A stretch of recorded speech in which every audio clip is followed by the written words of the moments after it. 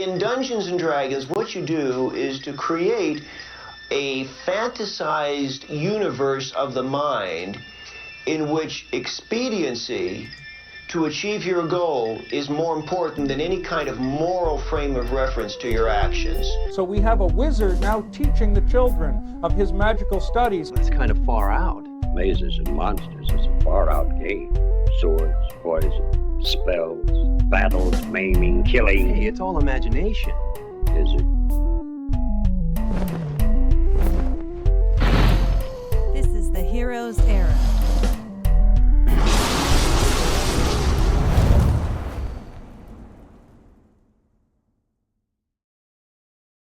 Welcome to the Heroes Era. I'm your Dungeon Master, Ben, and we are playing a game of Dungeons and Dragons. This is session 16 of our fourth campaign together, and joining me, I have... Oh, goodness. Yes, I'm ready. I am ready. Yes, and I have Bodhi as Durian. Hi. A tough lost orc just trying to find his family and not lose his hands. Chris as Jakkra.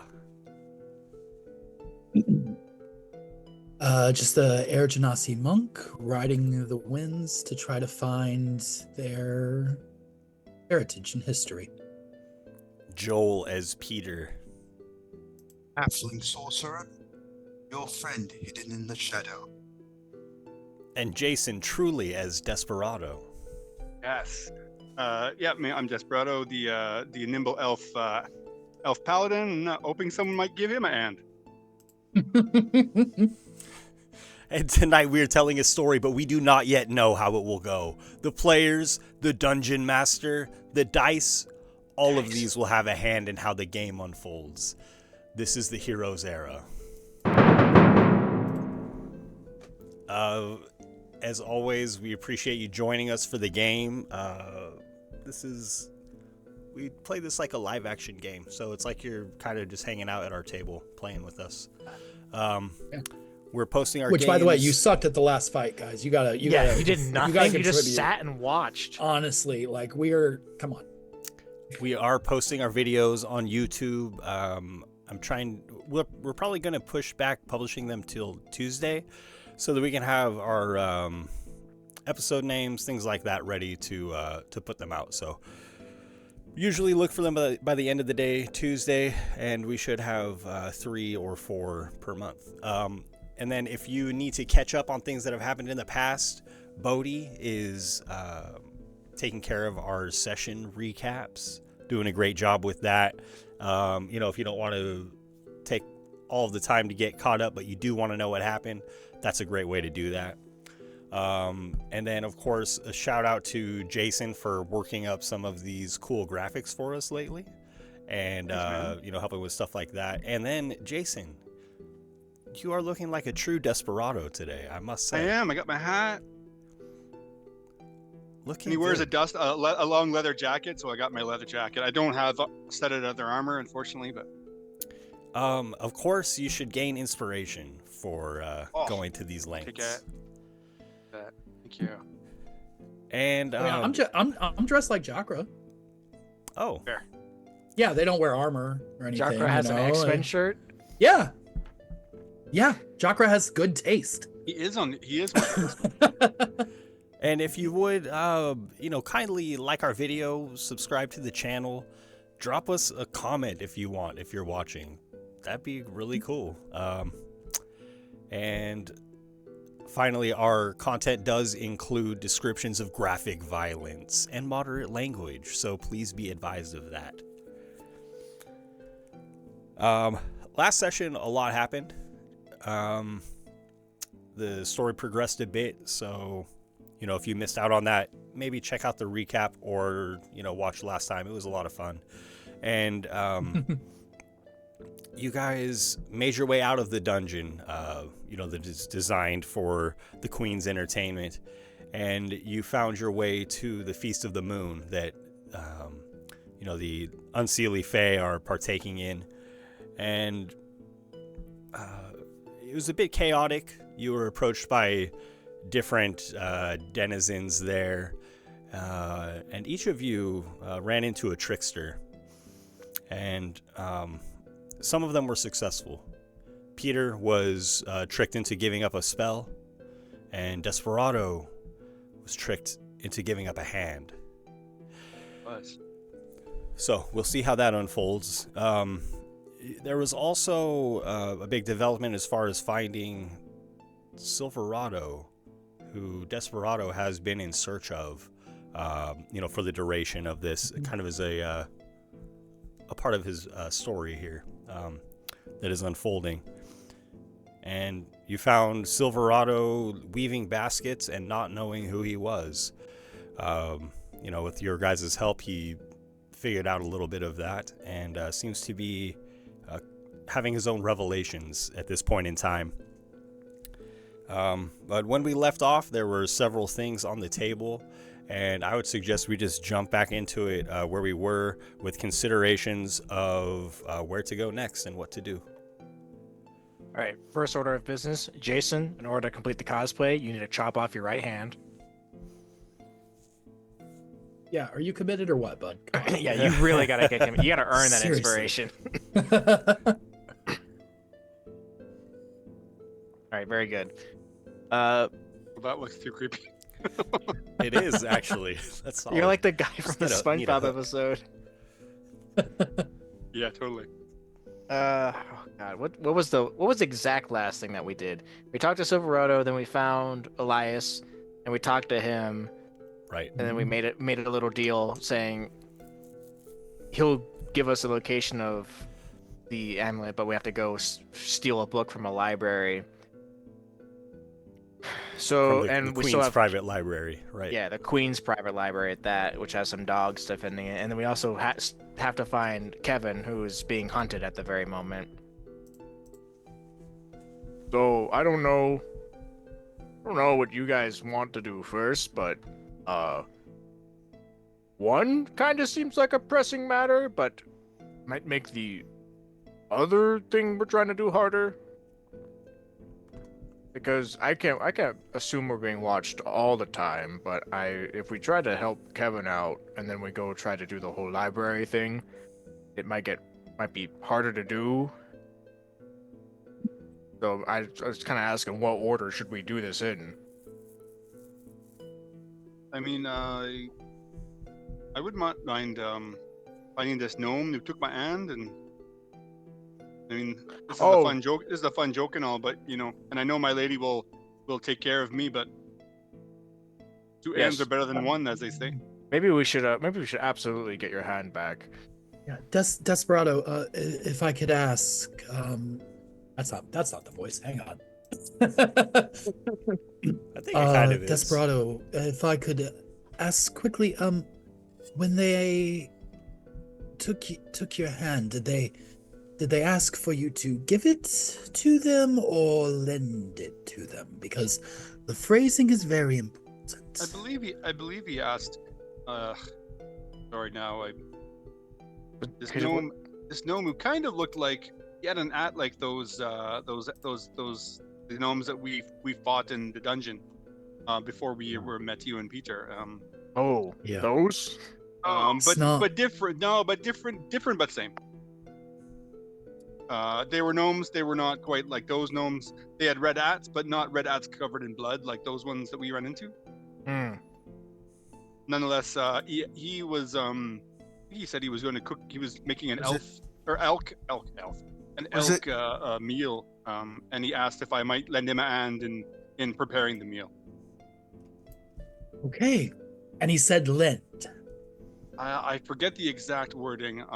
Was it, can I have a hand, or can I? I'm not sure if he asked me to give him a hand, or if he could have a hand. I don't recall. Well, now I can't speak for certainty until we find out exactly what's going on. But if it was to lend a hand for dinner, then perhaps we can pretty easily negotiate that back. If you gave him your hand, though, we're probably going to have to start a brand new negotiation. So start figuring out what you want to trade for it. what we could do is, I mean, we're gonna fight something at some point in this place, right? Like it's bound to Most happen. likely. I not would really start rather attacking not, anything. but also most likely. I mean, perhaps this gnome would be willing to trade his life for my aunt, because I am at the point now where I've, this enough is enough, and I'm. You guys know as well as anyone know, I'm a reasonable person. I mean, yes, I should very much have killed that doppelganger, before he. After we met him, he dropped me when we were fighting in the tunnels with the demons. I should have dropped him, but I'm a reasonable man. Reason does not apply in the Feywild. Durian raises his hand. There we go. Then I do not have to be reasonable when I'm, I can just take his life if he's going to take my aunt. Deals are more valuable than lives. I'm sure my lady would not not blame me for this. I'm sorry, Durian, you had a question. I think I kind of have an idea, and you brought up the doppelganger guy, which kind of might simplify this a little bit. I was mentioning that if we're going to fight somebody at some point, they could trade their life for their hand, and then you can just put on their hand, and you have a new hand. I mean, I don't know how attached you are to your old one. I mean, it's a stump currently. Not at all anymore. I mean, but that's a bad pun right now. I'm not attached at all. But what you could do is we could find that doppelganger guy. And we could say, hey, we didn't kill you, so if you just turn into Desperado and then you give him his right hand that you have on your body, then it'll be your hand that you could put onto your stump. I don't know how the stump reattaching is going to work, quite frankly. That's a bridge that we're going to have to cross, but you could have something that looks like it might be your hand. It's a shame you don't have an artificer friend. Hey, that's another funny joke. There's nothing saying we couldn't find one of those guys here. Ben, could I make I mean, it would be a pretty tough roll, but an intelligence roll to remember how he worded me giving him a hand? Or I can't remember if he said if he could have a hand, give him a hand, or lend a hand. Yes, please make that intelligence roll. All right. And this is important because I can't remember what it was when I wrote my notes either. I assumed it was give a hand. It's not even the holy notes I don't have roll 20 open. Oh. You guys can tell me. It's probably not good from your laugh. Oh, I rolled with advantage by accident. So it's a 2. Yeah, I rolled 3. That helps. I can't seem to recall. You just remember, specifically him talking about preparing elk steaks and asking for help with that, and he must have phrased it in a way that did indeed trick you. Oh. It's literally what they do. Their entire existence is based around them dancing around you with words until you agree to something that you didn't even realize. What would a gnome want? Like, I mean, we're me, and I point to me and Desperado. We're not from here, so I don't know what's going on. You have to understand the way the things work here are different than what you're used to. He might not want your hand. He might want a favor. Oh, that's worse, I think. Exactly. Ooh. Well, depending on what you might not have a choice in the matter. Depending on what the favor is, we will assess that at the time. Do not, and he looks right at Desperado, do not agree to a generic, I will owe you a favor. Because I promise you that whatever they ask for will cost you more than your hand. And like 20 years as well. Like, you won't see it coming. Yes, they'll show up one day and ask for your child or something. So... You could give up your hat. How attached are you to That's not funny. He's like, whoa, keep the hand, okay? I mean, if it's valuable to you, he might want it. So if you give him your hat, you're like, and you seem really sad about it, he might be like, ooh, that's good for me, and he takes the hat. I like the hat. Let's say the value of things here is different. Chris seemed to enjoy that. I was taking a sip. I wasn't expecting the woo-hoo-hoo. Well, to further this concept, it might be important to find Jorgen. Yeah, Yes, to find the guy yes. first. He might not even That's be the, here that anymore. was the gnome. I'm sorry. That was the gnome. That was the I gnome's assume we name, were yes, walking and Jorgen. talking. Well, it's probably in the kitchen, yeah? Maybe, yeah. Right. So Unless that was also a ruse, but we can cross that bridge when we. See, the interesting thing about it is that typically when they're making a deal, there is no ruse. They are painfully Truthful. honest and literal with what they say. But they can twist the words. Exactly. To the kitchen! To the kitchen. Desperado Jorgen told you where he usually cooks his elk meat. You go there, it's a small clearing outside of the main party. And there you find an elf tending to the barbecue. Looks like game meat. Oh, it's not ready yet. We'll have it soon enough. Where'd the gnome go? Oh, Jorgen? Yes. Well, I know where he went, but if you want to know, you need to give me something, and I'll tell you. I'll allow you to stay alive. How's that? You wouldn't kill the chef. That would be a party foul, as they say. Well, you'll have to understand, and can I show him the stub of my arm? I had a conversation with your pal Jorgum, and this is how it ended up. So you can understand. At the moment, I am not in the mood for making any sort of concessions. But if you kill me, then there's no way to know where he went. Then I guess you better speak quickly, and I'll unsheath my rapier in my left hand. This is going fast. Oh, friend, well, it's just you can put that away, because there's no need for any of that. I'm just asking a small favor. I didn't wrong you. Not yet. No, you are very true. Well, I mean, I have Desperado. something you want. There's a deal to be made. Have you have nothing else to exchange? We placed the deal. Your life, you carry on, and you'll explain where your friend is. I am not in the mood for negotiation at this time. You're a chef. Maybe you. I have a deal. You tell me where this is, and I don't take you one of your hands. How about that? Will you make an intimidation check, Desperado? Sure, I will. Can I assist with that? Sure. What do you do, Peter? I wonder what his limbs Just- taste like. yeah. Well, we would have to replace the meal. I'm sure you'd make a fine dish. The elf's eyes move back and forth nervously. Jakra's just standing in the back. It's like, So can I roll the advantage then? Yes, gonna please fight do. the whole. Oh, okay, cool. Sorry. Gonna fight the whole bleeding steely core. Funnily enough, intimidation is one of my 4 skills I have, and it's a +1. Oh, that will be 20. Thank you for that. Well, you're not very pleasant to deal with, I'll say that. Jorgen said he had a prize for the queen. Oh. He and Grimjor, they left in a hurry. Oh.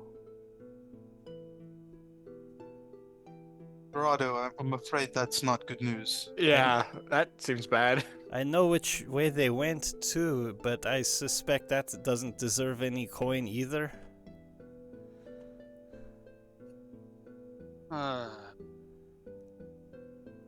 I'm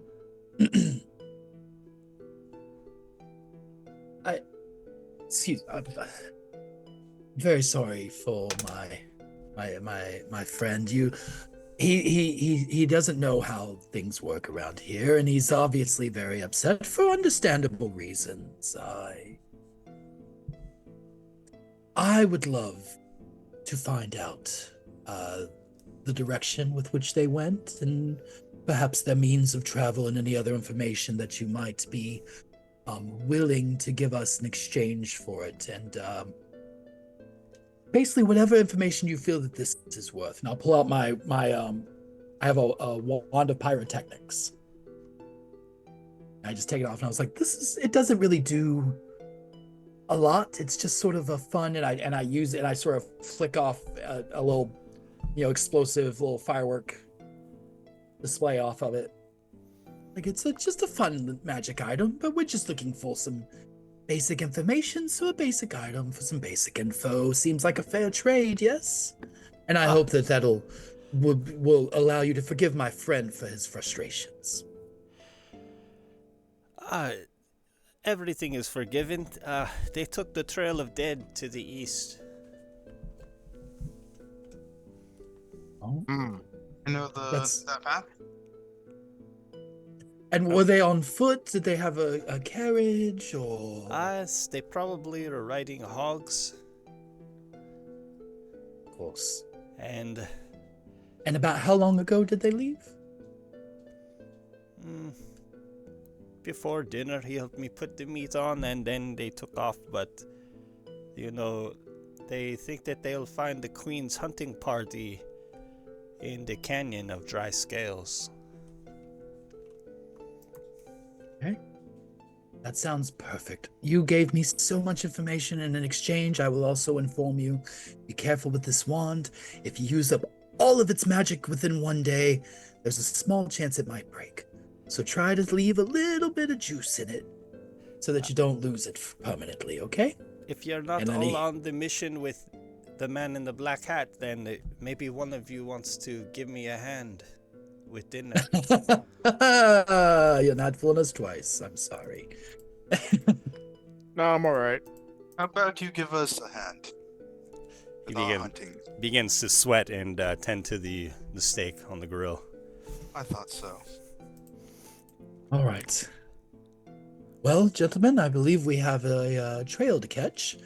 And he turns, and as he walks past Desperado, he just goes, "You owe me a wand, by the way." Let's worry about the hand first. How about that? Take a deep breath. I'm just trying to calm myself a little bit. If they don't know where the queen is, that helps our case. We can surely hunt them down before they can find the hunting party. It's not easy to find them. They're professionals. They're also on hogs, so you either better find some mounts or get moving. I thank you, Jakkra. I don't have a wand I can give you, and I pull it in my bag. I have this, and I'll give you the Fool Scepter. I don't know if you can use it. I don't, and my friend Julianne doesn't use it as well either. So, maybe it will come in handy, or maybe you can find it. You find something else you might trade it for down the road. Nonetheless, I start looking at him like, damn, you guys have some nice things. Wow, who died and left you this stuff? Good to know. But clearly, I've made allies with the right group. They've got some deep pockets. I just flashed the very warm rock to Peter. Pretty cool. I put it back. That's why it's so hot. Did I just feel a nice dry heat for a moment? A dry heat of exactly 94 degrees Fahrenheit. Yes. I was gonna say, not 95, not 93 and a half. 94. 94. It's enough to keep the meat warm, right? Well, I thank you. On the table. I thank you for your assistance, Jakkra. Your gift is appreciated, Desperado. My emotions came over me, and I don't. That is not my way, unless. So when I gave you the sling earlier, you said you owed me a life blood debt. So is that literal? Well, because I mean, it's the first time that anyone's ever really given me anything just to give. Oh, I see. Yes, this scepter was given to me in exchange for what I did, which is I don't begrudge that, but you gave me that. You gave me this sling just from the goodness of your heart, and And we I mean that's very it's there's power in that sort of kindness that just gets overlooked in the world. It means we if weren't you using tell it him there, to yeah. kill someone, he will. Right. I think that's what that means. All right, we should probably go find like some horses or something, so we can ride off in the distance before Desperado's hand is gone forever. Yes. Does this seem like an agreeable plan for you all? I don't want to keep you from other tasks you had in mind. Yeah, are Well, you if two we- still gonna ride with us? Because I mean, we're out of the dungeon now. If I think our goals align. if I help, There's a group of friends that I'd like to meet up with. I still have, who may be able to help us find your friend. and I still have some information to gather around here. My business isn't quite done, and I have other things that I need to accomplish as well. And I hope that if I help you with your Jakkra. issues, that maybe you will help me with mine. Jakkra, you are stuck with me whether you like it or not. Peter, I know that, and that's fine. I've come to terms with it. It would seem like even when we don't know if you're there, you're still there. You're not there. I don't know where you are. So. Well, thank you. It seems like I passed the line. What will it be? We have a hand to catch. We got a hand to catch. Okay. Yes, we need mounts. We need animal creatures. We need to find horses or something. Don't look at me. I'm not. You know people here. What are you talking about? Would I know it? I don't think like horses are just everywhere, right? Like there's not just like a vendor. I think like hogs are much more common, probably. Yeah. Do we know of any like stables nearby?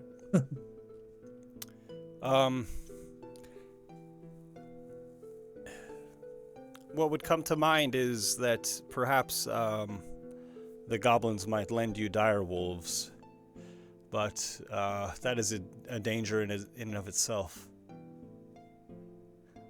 Oh, I don't know. I think I've dealt with dire wolves before. Like briefly. Ain't no goblin. I can talk to them. That might be little freaks though. Direwolves are not easy creatures to control. Among us, it would be difficult. Right. I think at least for me to handle one.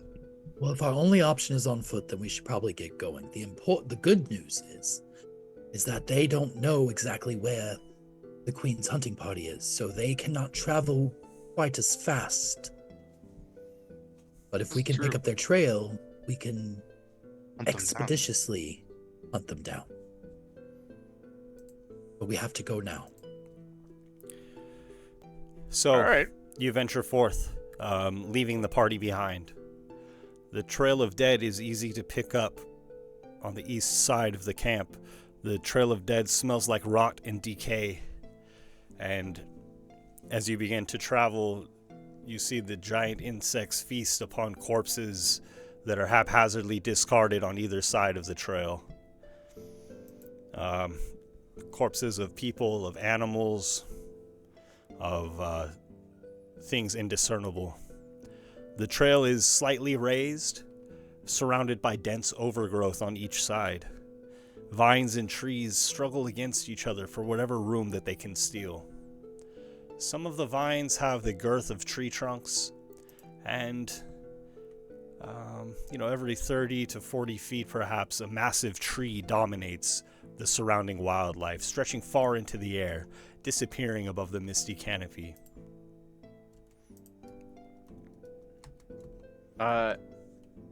Probably not going to affect anything, but the Wanderer tribute that I got from my background being an Outlander is that I have excellent memory for maps and geography. I can recall the general layout of terrain, settlements, and other things, and I can find food and such and water so we don't starve or die in the forest at any rate. But would that... I know I probably wouldn't have been, like, given a map or, like, any sort of, like, general pointers on, you know, the surrounding geography, but I feel like I wouldn't get as lost as easy, because I've had to traverse a lot of wildlife in my days, just traveling and going through forests. So I guess as we're just going, I'm making sure, because Fey things, who knows what's going on in this forest, if we're getting turned around, going in a loop, or what have you. I would try to remember, like, where we're at, landmarks, like, hey, that tree looks familiar, things like that. Absolutely. The trail seems simple enough, going mostly straight and seemingly east. If you're looking for signs of Jorgum and Grimjor, then please make a survival check. Okay. I am exhausted, so everything I'm doing right now is worth disadvantage, check-wise.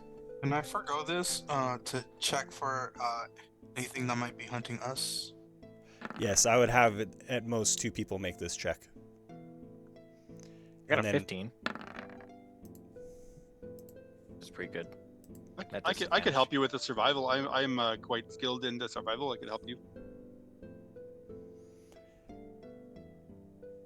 Ben, I was going to ask also, when we depart, if maybe I could get Durian to help me fasten my shield to my missing arm. Just on the arm, yeah.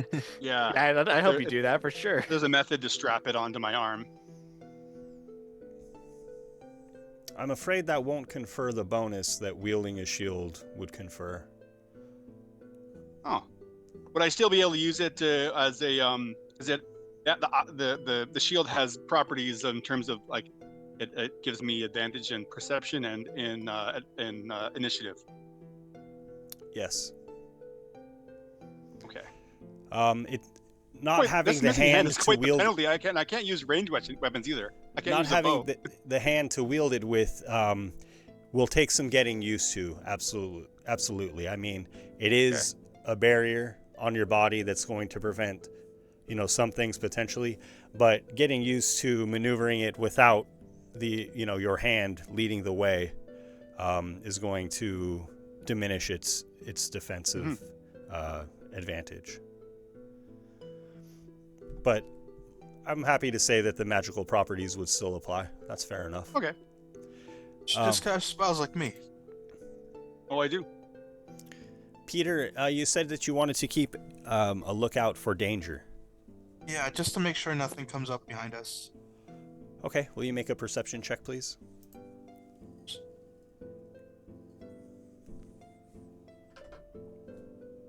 That's an 18 total. As you continue down the trail,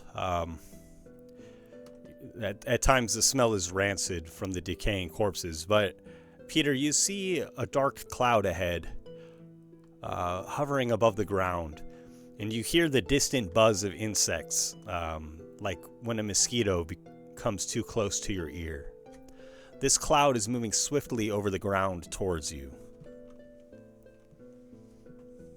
I'm gonna warn my group. Okay. Get ready. I feel like getting off the trail is a very bad thing to do. Yes, there's definitely danger. I guess I just try to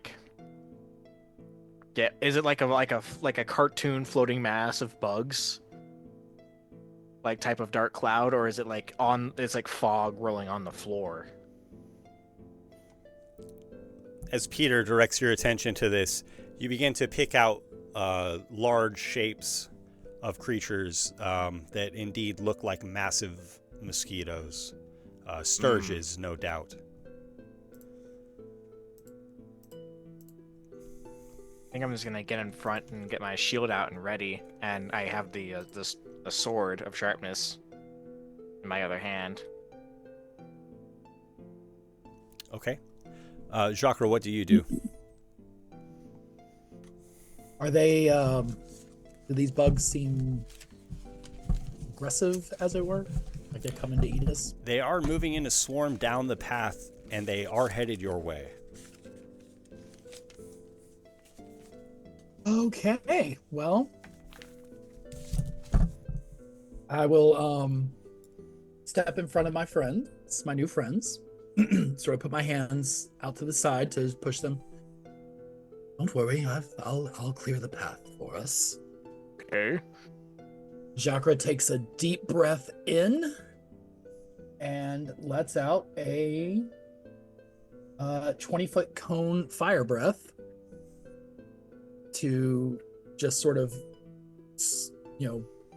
scorch out the whole cloud. Okay.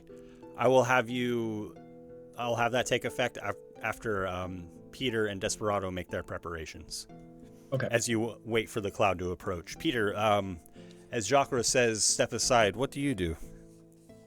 I'm gonna double down and stand beside him, and I'm gonna cast Burning Hands to help him. And you probably know what I'm about to do. Oh, buddy, we've probably practiced this routine. Yeah. We've got this down, yeah, for sure.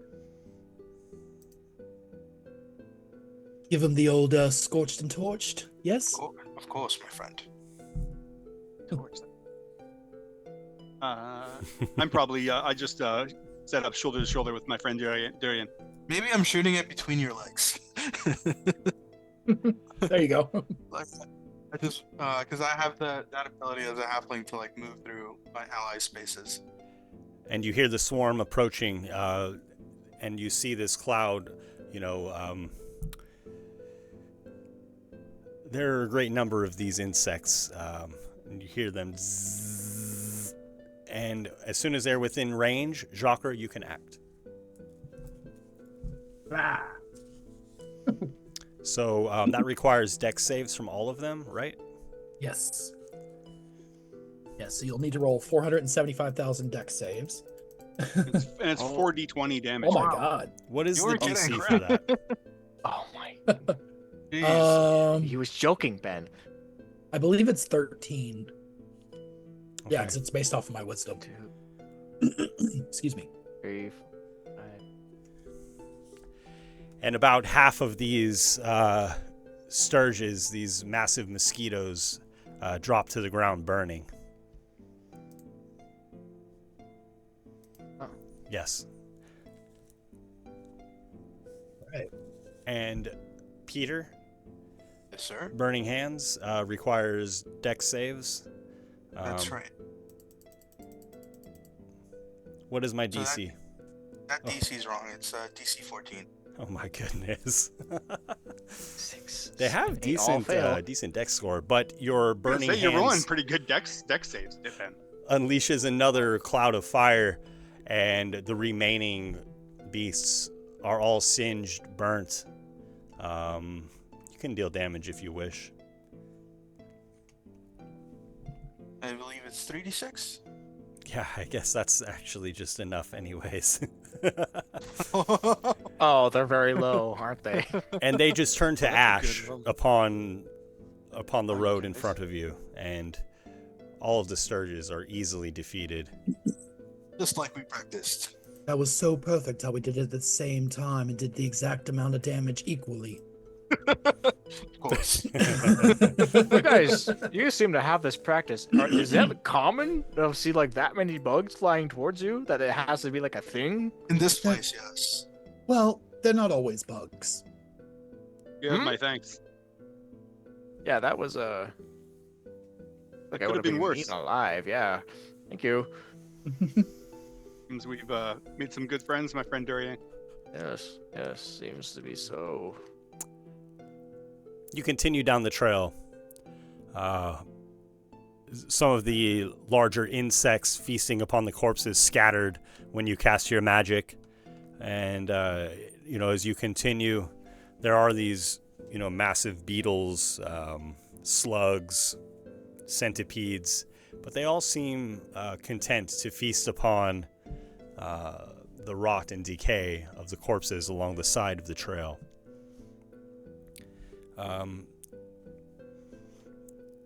Will those who are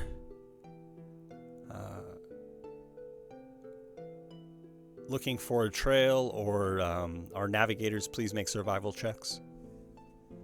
Is that me and Durian? Yes. Yes. Would I'm currently exhausted, so I don't know if I would have any help from Wanderer. I don't know if it helps with not getting lost. I don't know if it helps with tracking.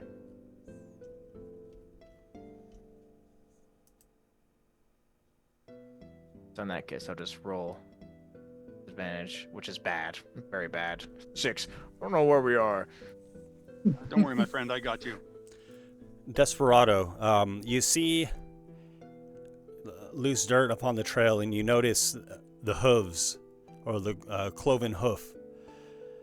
You know, there are many creatures who have cloven hooves in the Feywild, but perhaps these are the pigs that your gnome, I won't call them your friends, but that the gnomes are riding. Do they seem to be in sets of 4 or in pairs, like a biped, like a satyr or something like that, or they seem like ogs? Like there's not enough of them in one concentrated gathering for you to be able to tell, but it's quite possible that they are pigs or hogs. I see you're saying that it's hard. I can't tell how many there are, but I can tell that they are hogs. Right. There isn't a set of 4 that would distinctly say that it's a 4-legged animal.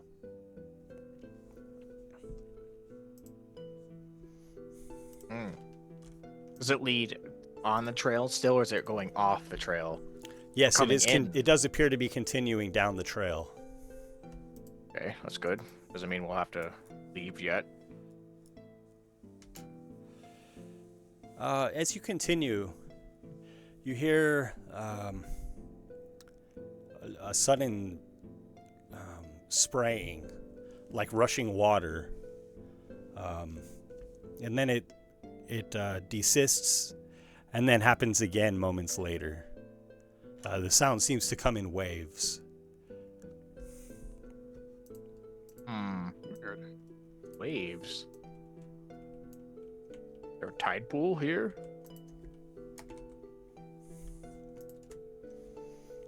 Does anybody have knowledge of nature? Oh. Okay. What's your marching order as far as the 4 of you? I'm probably on Darian's shoulder. I feel like I'd be at the front. Yeah, and I'd probably be up the front too, because he and I are both doing the tracking. And Jakkra will also be at the front. So we're watching like order. It's like when you're in the mall and there's a group of kids and they're all walking shoulder to shoulder and no one can get around. That's what we're doing up this path. We're all like pushing and shoving each other. Chris, you're muted. I'm like right behind Durian The and two of us? Desperado. Yeah. Okay. Yeah, I'll let you guys take the lead since you guys are scouting out and everything. Peter? Is Peter riding the shoulders of Durian? I think it's either Durian or Jakkra. Like, you guys gotta choose. Not with my 8 strength. How are you gonna get on his shoulders? He's made of a cloud. Or they're made of a cloud. Whatever the hell you are. I What's feel like going on? I feel like at this point I might be so used to being on Jakkra's shoulders. Like, he's so quick and I'm so slow. But it works. Wouldn't it be harder for you to hide up there? I have my ways. Yeah, he just wants a free ride. As you continue, there is a sudden spray of mist, of hot water. A geyser blasts water into the air, and rocks and gravel spew into the air just feet from you. Durian and Desperado, you two have come upon this, and it happened suddenly. Will the two of you please make dexterity saving throws to avoid the spray of this hot water and the gravel that is just shot into the air like buckshot? Would I get advantage from danger this sense? sounds like your danger sense, doesn't it? Sudden explosion in the road. I didn't see it. I don't have good deck saves. But I do have a 12. You hear first, the kind of dull hissing sound like when you're boiling water, but the sudden spray catches you off guard. The two of you will take 7 damage. Ouch. As rock and gravel are sprayed into your face, and the hot water scalds your skin. That hurts.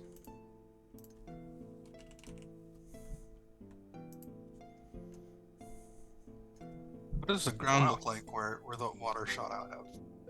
Is there like a visible area of like wetness or? Yes, some of the water has gathered here, but because of the slope of the trail, it has not, converged in a large puddle. It kind of goes off the side of this sloping trail. And here, the trail kind of disappears from its current state and opens to a wider expanse of fresh dirt, jagged rocks, and gravel. And the mist in the air becomes hot and sticky. Oh no. Humidity? What is that? Peter, you have been keeping your eyes out for danger. Will you make a perception check for me, please? I would love to, yes.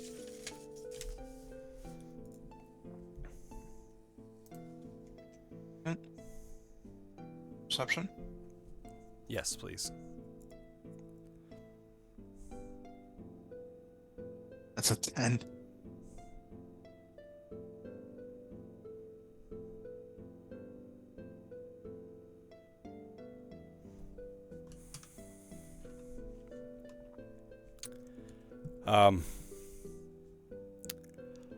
Let me make some attacks here. Oh. On our enemies, of course, right?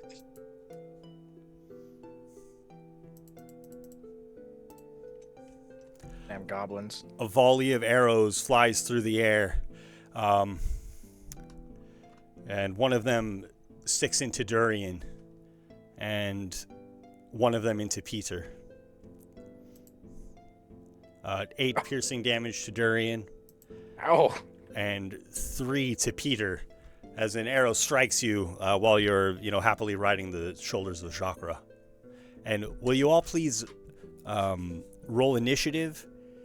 These arrows have been fired through this dense mist from off to the left as you face the wider expanse here.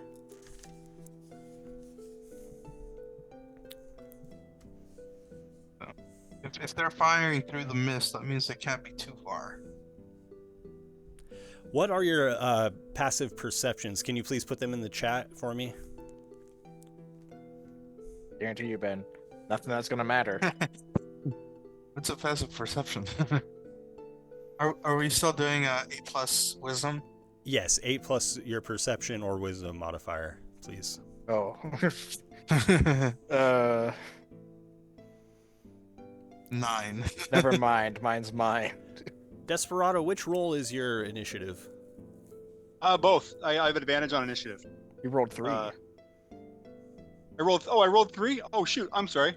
So I guess it'll be the first one, 11. Okay. My bad. I didn't see right. them all come through. My bad. No worries. And then Peter, initiative, please. I'm sorry, I missed that. That's okay. Yeah, but Ben, I don't think any of us have any good passive perception.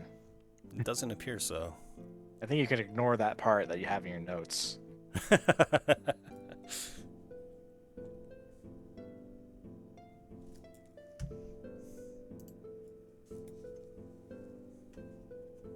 I'll just have to take the skilled feat and get expertise in it. We all rolled very mediocre as well. This is true. 11, 10, 11, 13.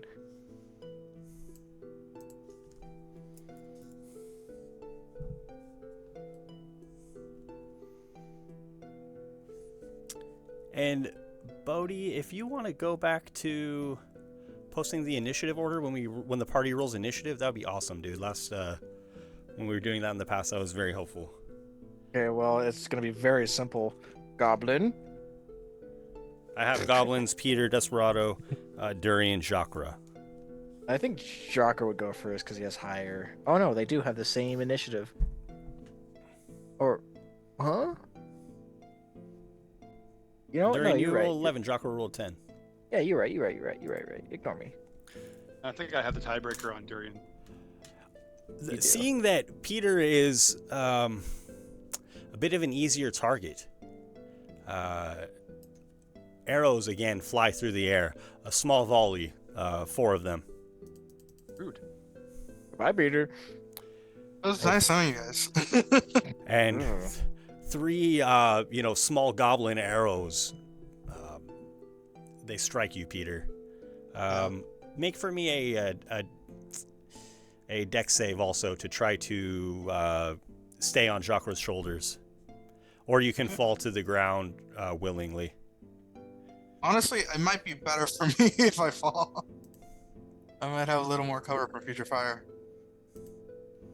Okay, and from the 3 arrows, do take 14 piercing damage. I am bloodied. Okay. Get you the see, least health out of everybody too. You hear a small chorus of cheers, as well as a deep bellowing voice coming from the left, all in celebration together. And Peter, you're up. Okay. Do I have vision on any of those? I'm sorry. I wanted to see your passive perceptions. Probably not. Probably not. I got a 9. If you're going off of that, Ben, none of us can see. Actually, after this most recent volley of arrows, you see the large outline of a hulking ogre and a strange square shape box upon its back. Just very faint details that you can make out. You can see arms, legs, and then just its massive figure there in the mist, about 30 feet away.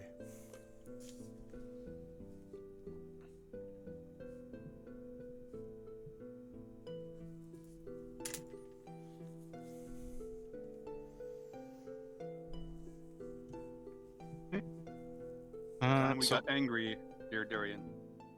So here's what I'm gonna do. I'm gonna use. It's my turn, right? Yes, please. I'm gonna use my bonus action to cast Hex on the ogre, and I'm gonna give it Hex on its wisdom checks.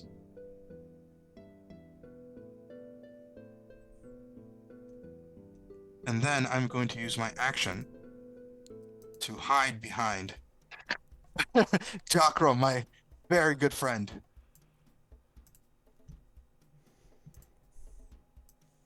So that is going to be a stealth check. Do I have advantage because of the fog? I don't think you'll have advantage. Partially because Jakkra's a little bit more difficult to hide behind anyways, but you can still make the attempt. Okay. Oh. That's an 11.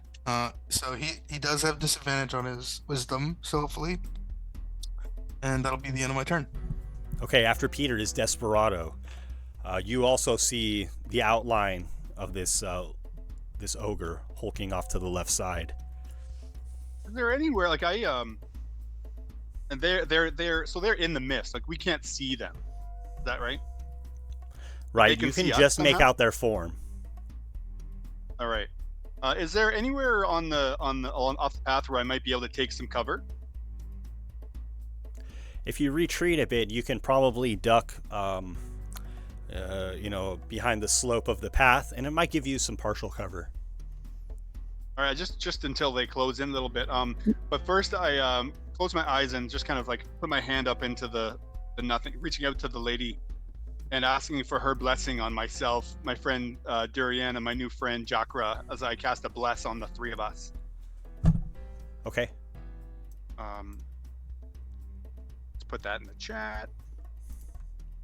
Do it. Oh, it wants me to cast it at 1, There it goes. And then yes, I will do that. I will try and take some cover, and draw my rapier. Okay, you just can not to move be off the shot by path, arrows. and if you take a knee, then I'll grant you an additional +2 to your AC. Okay, I'll do that. Yeah. Okay. So I would have you just a bit further back removed from the rest of the group then, in that case. Sure. Just for the moment. Yeah. After Desperado is Durian. Something I just thought of, which I would have to look at an item description real quick. So the Sword of Sharpness has a command word where if you speak it, then it shines a bunch of light. Does it take an action to do so? I can't remember. I've never used it before. I'm sorry, I'll have to look it up. Yeah, same here. I'll look it up as well. I don't remember exactly. You speak the command word. Does not seem like I would need to use an action to do so. At least from this item description I'm reading. Yeah, it seems like you could just use your interaction for that.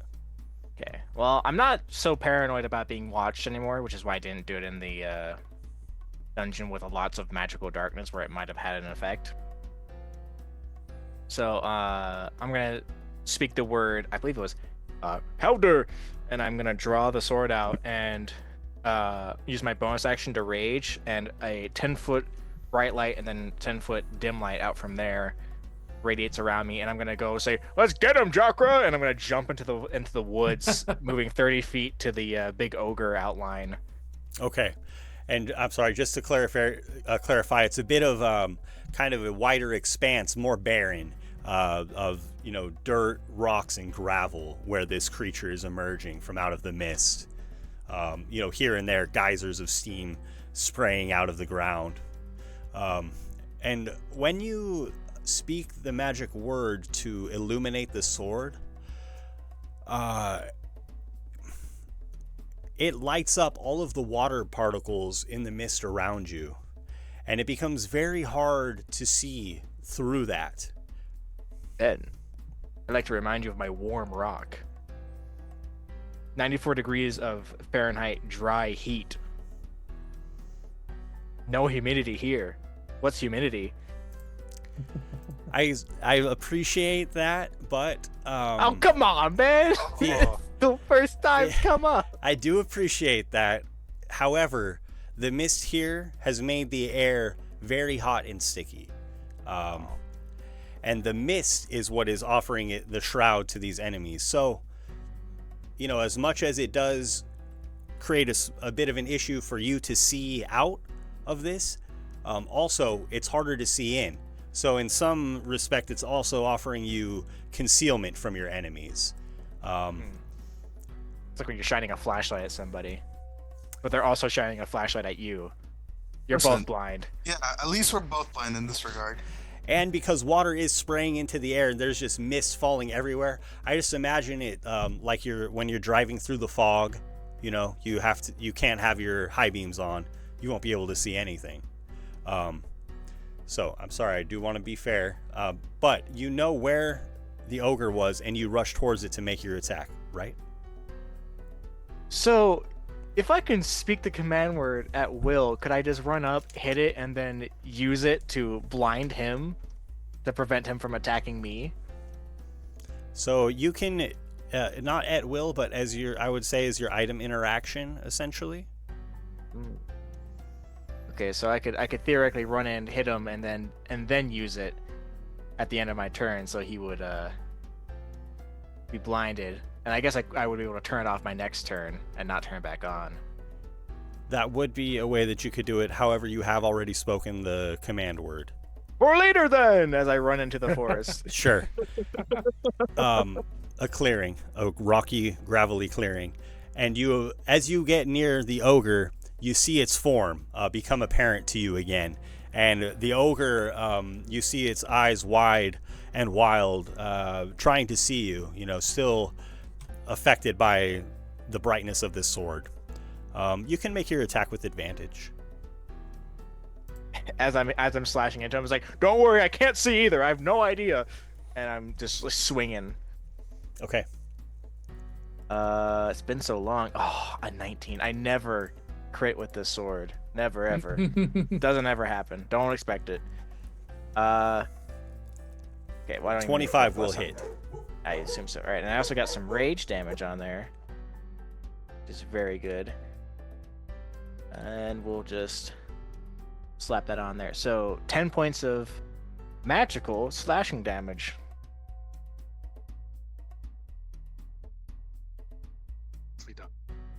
And I sit there, and he has disadvantage on attacks on anything that isn't me. Okay, and I'm sorry, my dogs are still barking. I just have to step away and see what that is real quick. Sorry, guys. Let the dogs out. I'm gonna move the punching dummy again, like I always do. I always forget to. My son moves it back because he. Can't believe that. Taking away my rock.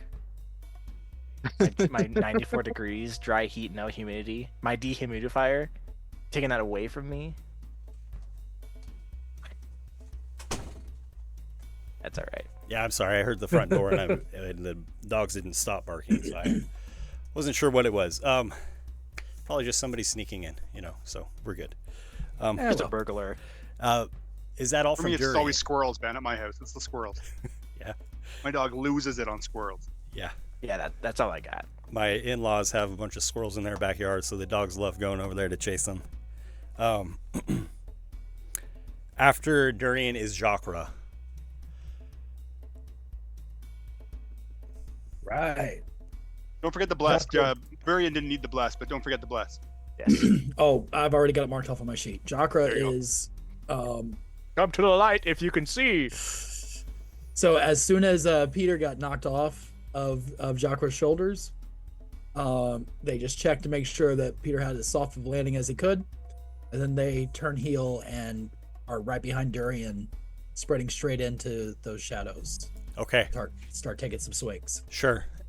And as you get near, your eyes, adjust rapidly to the brilliance of this sword, and you can see your target fine. Accurate representation. Oh, the light! There you go. Hiya. Whoa. 25 to hit. Will hit. For 5 bludgeoning damage. And then we're going to drop a key point into this for some flurry of blows. All right. This first one. Blue. Ugh. Blue. Second one. 16. Will hit. All right. Okay, max damage on that one. So 8 damage on that one. Okay. And they'll just stay right there squared up with the with this ogre or whatever it is.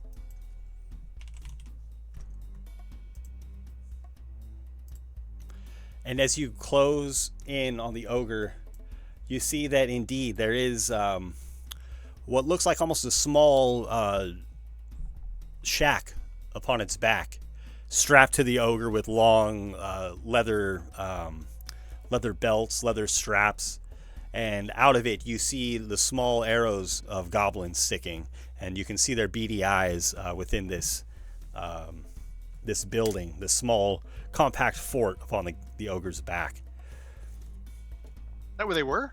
That's where the 4 of them? It would appear so. Oh, little buggers. Jakkra, if you and I say the command word in intervals, we can make a strobe light. The ogre reaches back and swings its mace at Durian violently.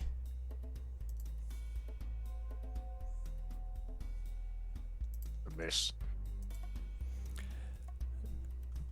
From out of the mist behind this ogre, you see another massive form, and it kind of steps around, becoming visible, confronting Durian and Jakkra face to face. It too swings its mace at you, Durian. Uh-oh. Oh. Miss.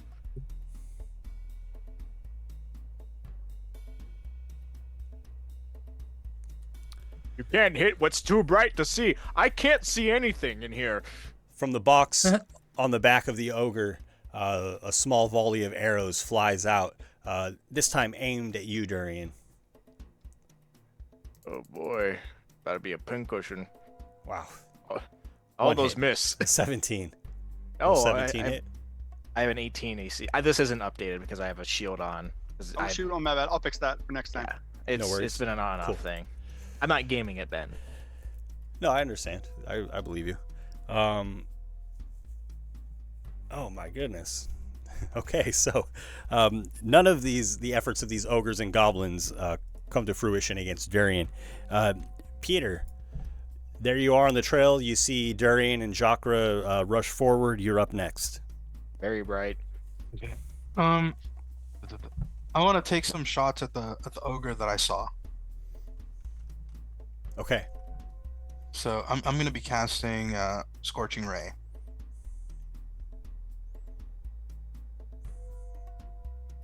So at base level, it's going to be 3 rays of flame straight at the ogre.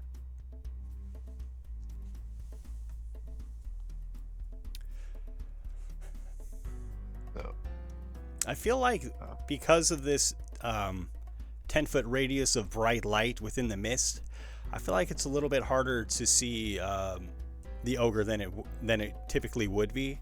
so I was gonna say the same thing, but you also said that he's blinded to me. So I thought that would cancel each other out, right? Because he cannot avoid my attacks. He doesn't see them coming. Okay. Sure, like you have advantage, but he has advantage. You have advantage, but he has disadvantage. Like kind of like I'll I see accept what that. you're saying. I see what you mean. You shoot through a bright light, you're bound to hit some. It's a big guy. 24? He's like a small guy, maybe. 24 hits. I feel like this is important, so I'm gonna use my last luck for the day to give myself advantage on this next one.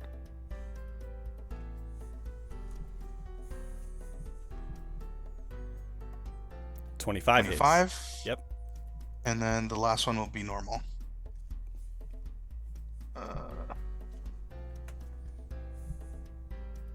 18. Oh. 18 hits. Is this the same one, Peter, or a different one? The big... So this is all on the one that I cast Hex on. Very good. Okay, which is the one that our friends are fighting. Exactly. Right. Good Hex job, thank is gonna be nasty. So it's gonna be this, and I'm gonna. Well, let's see how this goes, but I might also use sorcery points to empower this if I roll low. So that's 10, 8, and I'm gonna use empower by burning a spell point to re-roll the last one. Okay. Another 10.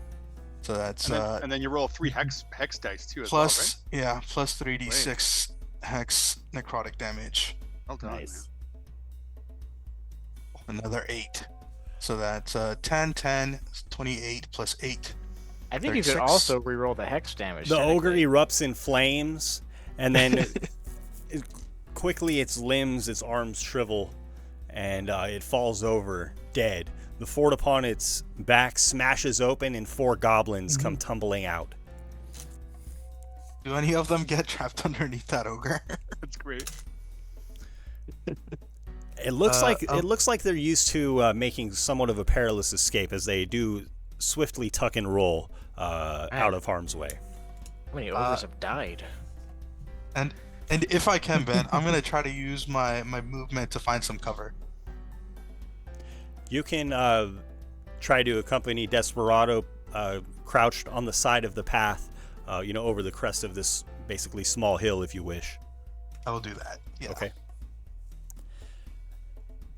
After Peter is Desperado. You've seen the ogre with the shack on its back taken down, and you do see the small 4 silhouettes of goblins tumbling out.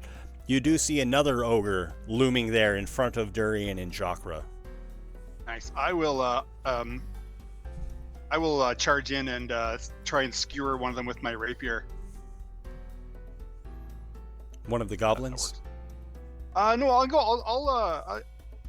Yeah, sure. I'll go at one of the goblins that fell on the ground there. Yeah, sure. Okay. Yeah, sure. Sure, yeah.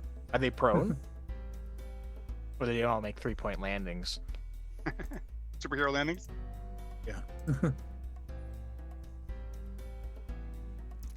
Sorry, are they prone, Ben? You know, it doesn't mention that they are, but I think it makes sense that they would be. Okay. Yeah, your call. It's okay either way. I'd say they are. Give mercy on the man. He's lost a hand. I don't need any. That's cool. There we go. Yeah, Nice. So that's gonna be a good skewer. Okay. Let's max this damage out. 28. And For a 7 piercing damage to a goblin. and you drive your scimitar through the goblin and kill him swiftly in one strike. Nice, and then I'll just pivot to bear on the other ogre that's there, keeping an eye on that one other goblin next to me on the ground, but nonetheless, joining my friends in the fray. Next is Durian. I could do a bit of a gambit. Let's see it. Let me read how this works first. First creature? No. Okay, that wouldn't work. Never mind. I'm going to swing my sword not at a goblin, but at the other big ogre that's next to us, and I'm going to try and hit him. How many are you for a crit, man? Would I still get advantage from the bright light, or is it hindering? I think everybody's eyes have adapted to the bright light.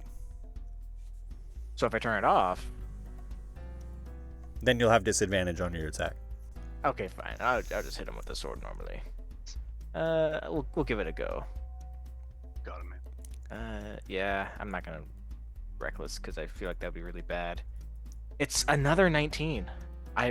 My lord, please. A nice hit, nonetheless. Give me a crit with the crit weapon. Yeah. So, do a little bit of damage. 9 total damage, and any attacks at anyone else but me is at disadvantage for the big ogre. And I say, yeah, I can see now, and I'll end my turn. Okay, what attracts the ogre's attention to you? It's my ancestral guardian, since I'm raging. So they're just kind of like, Athena is like kind of like stomping on his toes, and that one guy from the tavern, Gurg or Greg or Grung, whatever his name was, is just kind of like slapping his kneecap. Okay, very good. Mm-hmm.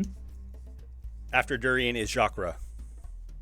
Jakkra, the 3 goblins have spilled out of the slain ogre's back shack, and the other ogre stands there towering over you and Durian. Well, then I will hit him again several times. Okay. For standing over us like that. Rude.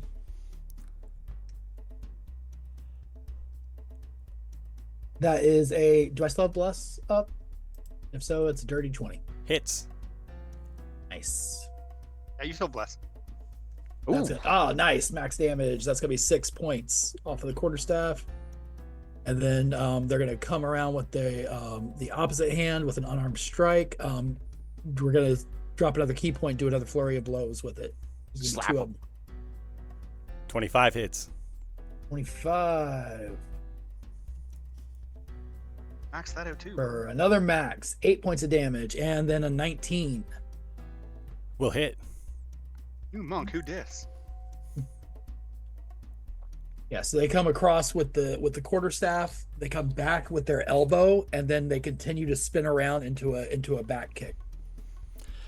This and ogre minimum damage on that one. This The ogre universe is has corrected itself. not as well outfitted as the one with the back shack, but that lends to it being bloodied by these strikes, as it is, becoming closer to defeat. All right. Back check. And Jakra's just going to finish that spin and plant down, hold the staff up in an attack position, and wait. And this ogre is little more than a dumb brute, and should know better and want to preserve itself, but instead it continues to fight. I love it when they don't know any better.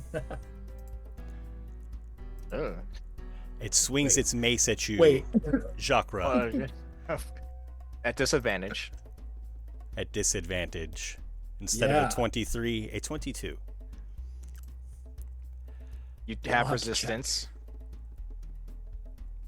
Because not only do you have disadvantage on the attack, the person being attacked has resistance to all damage dealt by the attack. So you only take 4.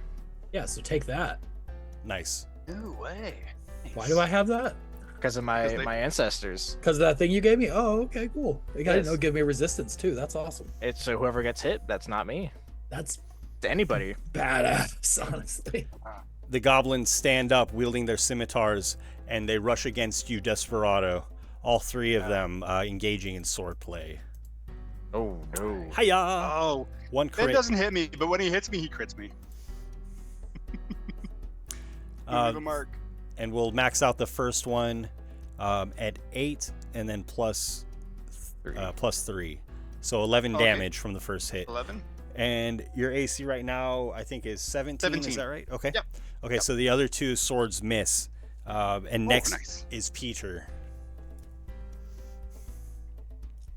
So I'm right next to Desperado. So I want to see if I can angle myself to not catch him in a Burning Hands. And I want to see if I can catch as many of these goblins as I can. You said there's 3? You can even, because you're small, you can step through my space. I think you can. You can almost step in front of me and then. Well, I'm sorry. So Peter, you are crouched on the other side of the path. Desperado has charged in to engage in swordplay. So it would be you would not be able to avoid hitting him, as he is between you and the goblins, and they're about 30 feet away. I don't know. 30 feet, 25. Yeah, he'd get caught regardless. Not really a good way to angle around him in that scenario. Right, I forgot you didn't. I forgot that that you were still at the back, on the back behind me. If you were to You'll get a little survive. He'll live. Okay, he's a healer. He could take it. Desperado, I believe in your abilities. please make a dex saving throw, and I'll have them from the goblins as well. This is DC 14. Oh yeah, he's fine. He's fine. Oh, I didn't mean to roll advantage, but I rolled the same thing for both. So the 15 saves, the other 2 are caught in the fire. Yes, sir. So that'll be 3d6. I mean, these are goblins. You don't hurt them too bad, because you're gonna hurt Desperado here. You know. 12 damage. I said not too bad. And even as the third goblin dives out of the way of the fire, it still is caught and burnt to death. All 3 goblins perish. I'm pretty bloody. You're fine, right? It's missing a hand. Better than you're gonna be. After Peter is Desperado. You've just, felt the heat of this flame surround you. It singed your black hat a little bit. Get him. It is your turn. Get him. You're welcome, buddy. Stab him with the rapier. Get him. One ogre still standing in front of you, and somebody casting fireballs from behind. The goblins before me are no more. That's they're right. Scorched. Yes. I will bring my rapier towards this ogre and help my friends end him. Hopefully. Oh, I rolled a. Oh no, sorry. Yeah. 13. Does that hit? 13 will hit. Oh, sweet. This is a big, easy target with little more than hide armor. That's gonna be 9 piercing damage.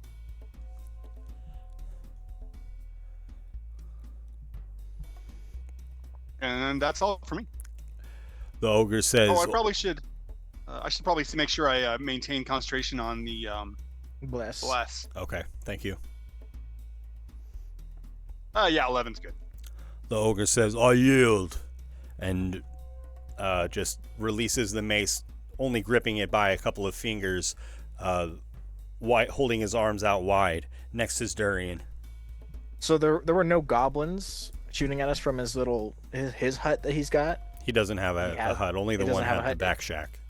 So he's just a guy? Just a guy. Just a guy with no goblins on his back. It's just a guy with no goblins. How sad. Sounds like a win. In this economy? I'm gonna take the mace that both of the ogres had, and I'm going to pick him up and move him away from the big ogre. I'm gonna put him down. I'm gonna go to him and say, "So, what do you have to offer?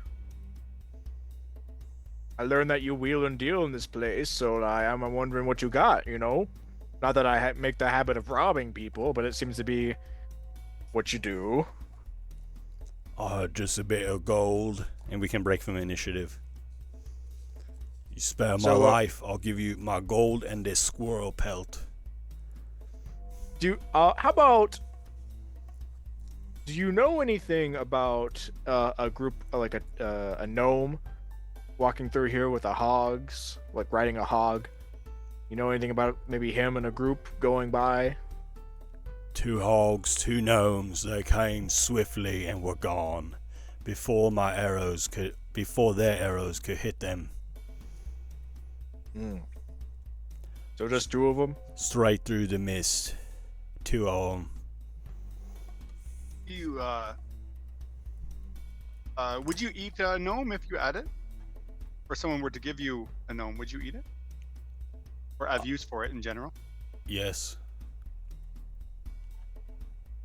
How would you like to help us bring these gnomes down? I already have a boss. Who's your boss?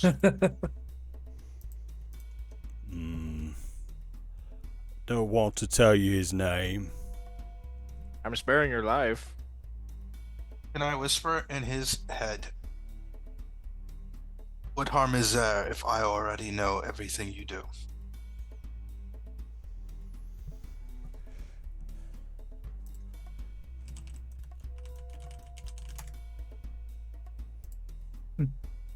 Ben's looking at his intelligence score.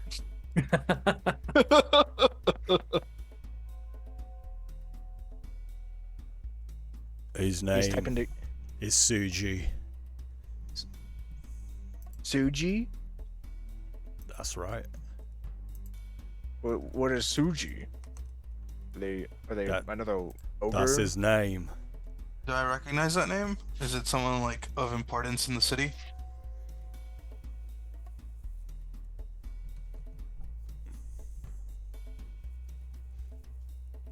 You don't recognize the name, but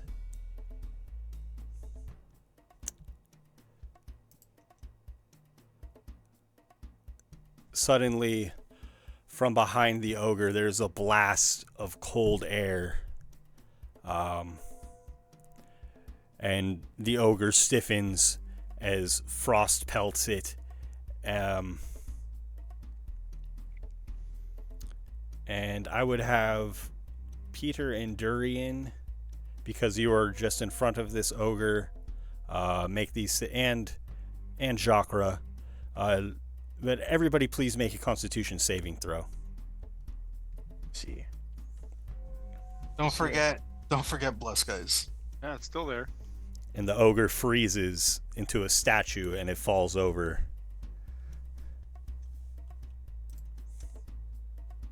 Ooh, I'm good. Ooh. 21. 21. Desperado, is that a 21? That's 21 for me, yep. Okay. And Jakkra, please, a Constitution saving throw. Oh, shoot, sorry. You also have to get a 21. Yeah, come on. Yeah, that's fine. I can do that easy. Actually, pretty close. 18 is still good. How about an 18? My warm rock. Oh, God. So you all save, but you do take 22 cold damage. I'm down. That's with being saved? That's So with the the save? Yes. We take 22 with the save? Yes. Okay, I'm unconscious. I'm bloodied. It's not saving, we're not saving for half then? I rolled half as many dice. Oh, God. I see. Oh, I am very... understood. Durian and Jakkra, you're still conscious? Yes. You didn't want to play anymore. You could have just said so, man. All right, there goes the blood. Yeah, we can end the session if you want. You run the You game. see the Ben. silhouette of another massive punishment. no, of another massive figure looming in the mist, stepping out from where the ogres came. And then a familiar figure steps forward into the clearing, and you see an elf. Oh dear. And he looks to the ground. Not Peter. What have I done? Had to kill that bloke for telling you my name, of course. Sorry for the collateral damage. And you're not gonna kill us? Oh, no, I'm not going to kill you. I do apologize. Can you do something to help them?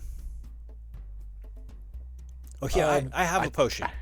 And he will feed Peter a potion of healing for 10 hit points. I'll take that. I'm actually higher than I was before I was knocked unconscious. Peter! And the elf slaps your face and dumps a potion into your mouth.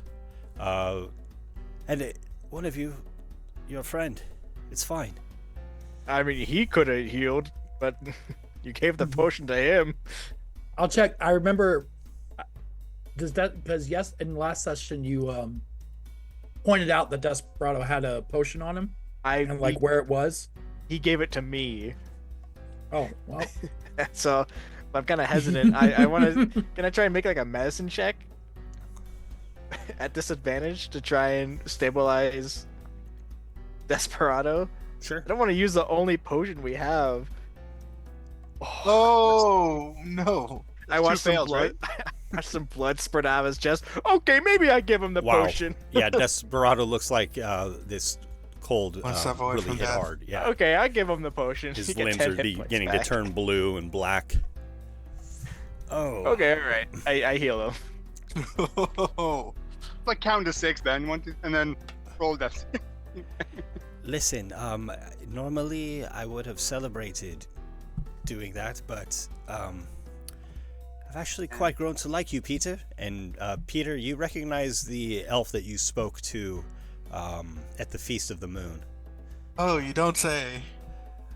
Yes, without you I wouldn't be able to do this little bit. And he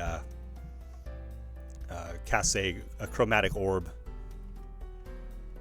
And fire dances in the air. Sorry, what was the name again, Ben?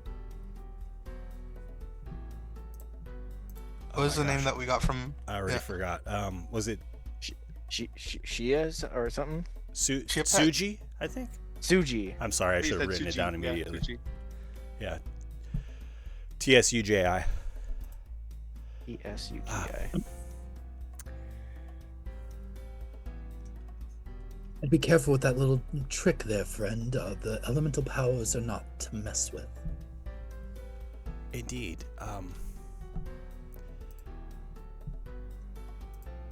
Peter, I had assumed that you would have surely gone to save your brethren. I told you the Queen has sent some of her finest hunters, her keenest hunters, to find them. We're actually hunting them down right now.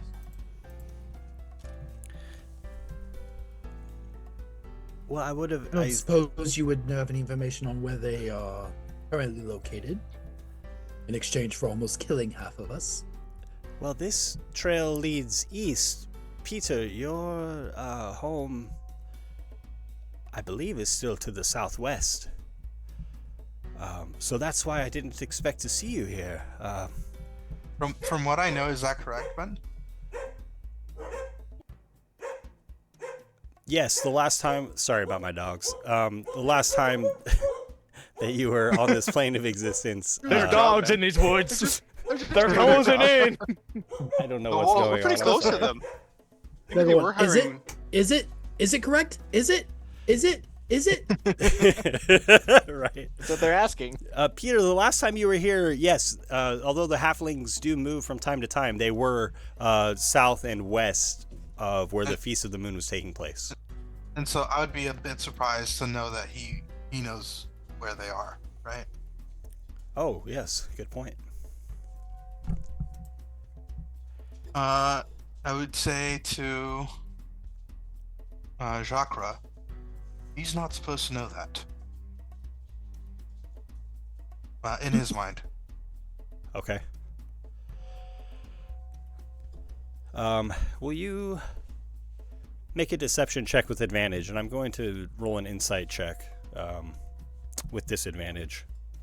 I will just do to see if he picks up on your kind of apprehension or whatnot. Yeah, facial deception, you said. Body language. Yes, please. I have an 8. 14? Okay. Yes, and I'm afraid you've just killed off my hunters. Well, except for the one that I killed off, of course. So, that sucks. I was really hoping to collect the bounty on Kevin's head. So they're hunting him in this forest right now, but they're not. This is not a forest, dear friend. This is like a I see badlands. trees. Yeah, I see trees. It's a forest. It's a messed up forest. It sucks. This is a large, craggy clearing, devoid of trees. You have left I'm the tired. path surrounded by the trees behind. Oh. Just doubling down. It's a forest. No trees in sight. I mean, yeah, I'm sure you know that the queen has put a bounty on Kevin's head, a wager of sorts. If one's able to find him before she does, of course. And the prize is a beautiful robe of scintillating colors from her own wardrobe. Do you believe that the queen will truly reward someone who outdoes her in her own game? There may be other consequences, no doubt, but if she did not, then I think that she would lose face in her court. And what kind of party would that be if there was not at least some sort of level playing field for the games? I suppose that is true, but you know.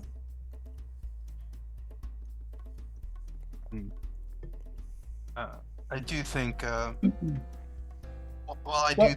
I do think that my people are in danger. Of course, I don't think we are the biggest threat to her,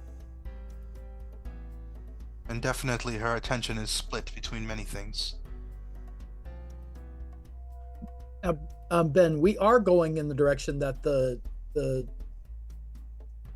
hand guy sent us on, right? Yes. Yeah. So okay. And the ogre confirmed that he saw, 2 gnomes on pigback, and Desperado also found some hoof prints. Right. Okay. We are definitely on the right path, my friends. Well, I know that you're looking for Kevin, and I might know where to find him. For a price. But I know that he's your friend. So I don't expect that you would let me give him to the queen. Or not. I mean, I've that's not how never we met- treat our friends. I have no opinion on Kevin, so. But these two, you know him from another world. But a good man. I desperately want that robe. It's just the robe is just like it just changed colors. Oh no, it does more than that. Well, if you're like if you're a boss that's trying to be secretive, like I mean, you killed that guy because he told us your name. What good would a robe that is flashy do you if you don't want to be known? Oh no, I quite like being known. It's just a matter of, I get a bit nervous when people have my name.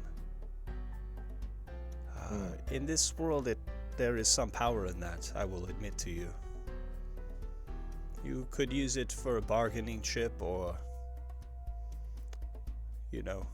other magic. I'm sure I'm not telling you something you don't already know. He looks to Jakkra. But this robe is literally stunning. I see.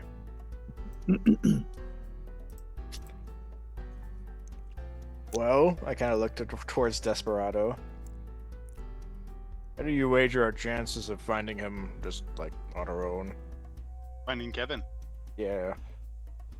I mean, maybe somewhere we know our way around, but we don't know our way around here. Well, look. I have an idea of where he might be. But first, you help me get the robe.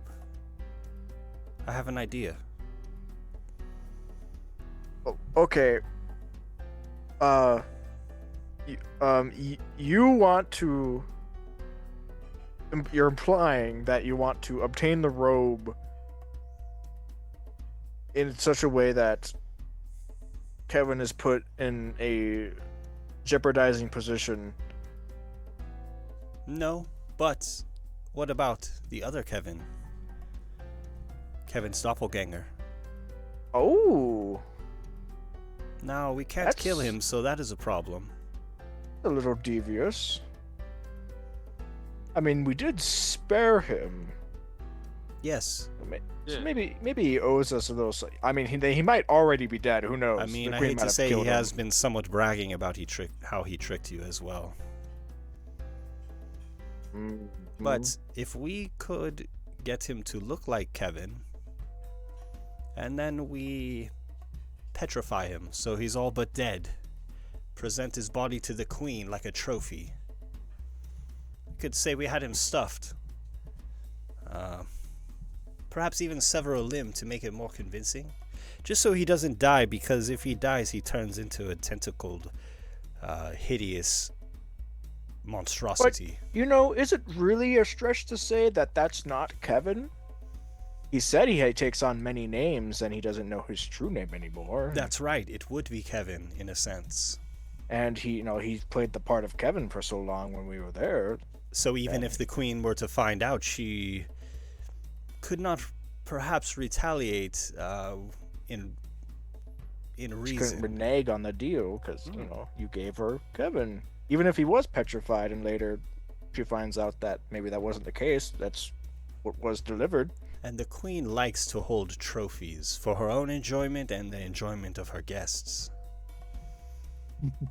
So now we gotta kidnap somebody. Well, we need two things. Yes, Desperado. I feel you're forgetting maybe an important detail here is that. Can I make an insight check on this guy? How do you find a doppelganger? I mean, he may no longer be Kevin.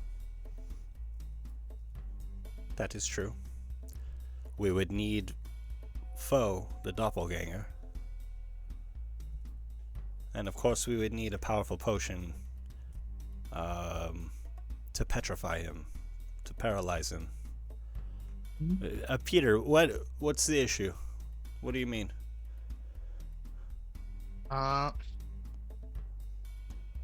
What is your suspicion? My suspicion would be he just lost his hunting party. So is Kevin even in any immediate danger?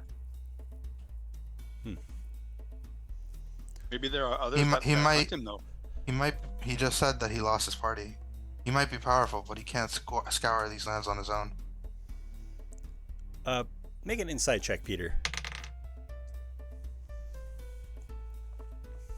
Yes, but what we're doing now is... We're losing track of our objective. That is not my way of doing things. Yeah, I mean, we're theoretically doing this for Kevin's location, but... Inside 5. He sees the doubt in your eyes, Peter. Kevin could be anywhere in this world for all you know, and as your friend Durian said, you don't know this place. Desperado admitted if it was a place that you knew, yes, you could find him, no doubt. Of course. I mean, the very terrain can change on a whim, it seems. I don't know about you, but this Kevin is not someone I would give my life for. I feel the same way about you, my friend Peter. There are those whose lives mean more to me. Many more lives than one. Then perhaps we find Kevin and turn him in for the robe. That would be my other suggestion. That sounds like it would benefit you. How does that benefit me, though? I would pay you. Money Handsomely. holds little weight now. There are no things that I want that can be bought with gold. Not in this moment. It is a tool. It's nice. It's useful. It's pretty. Then what do you seek, Peter? What every man seeks in life. Power.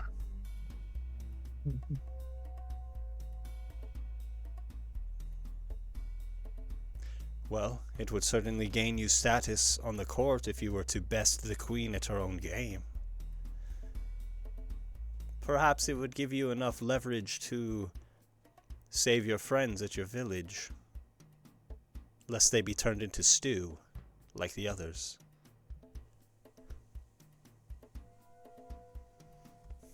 Just a thought, just an offering.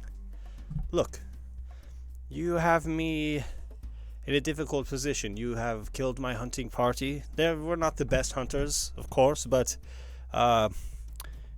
strong enough to be decoys at least, for me to do the heavy lifting, and now I have none.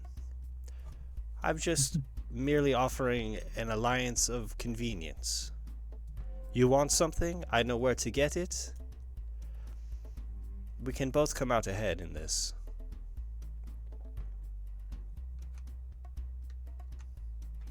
Or I'll leave you to chasing your pigs, if that is what you prefer. What do you think, Darian?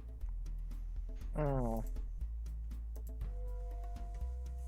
Maybe we should speak privately for a moment. Of course.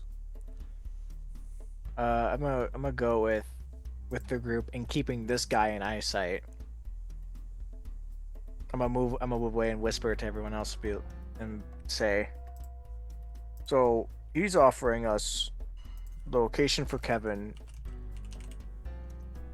if there's a separate doppelganger Kevin that we can kidnap, petrify, and then give to the queen as a trophy so that he gets the robe.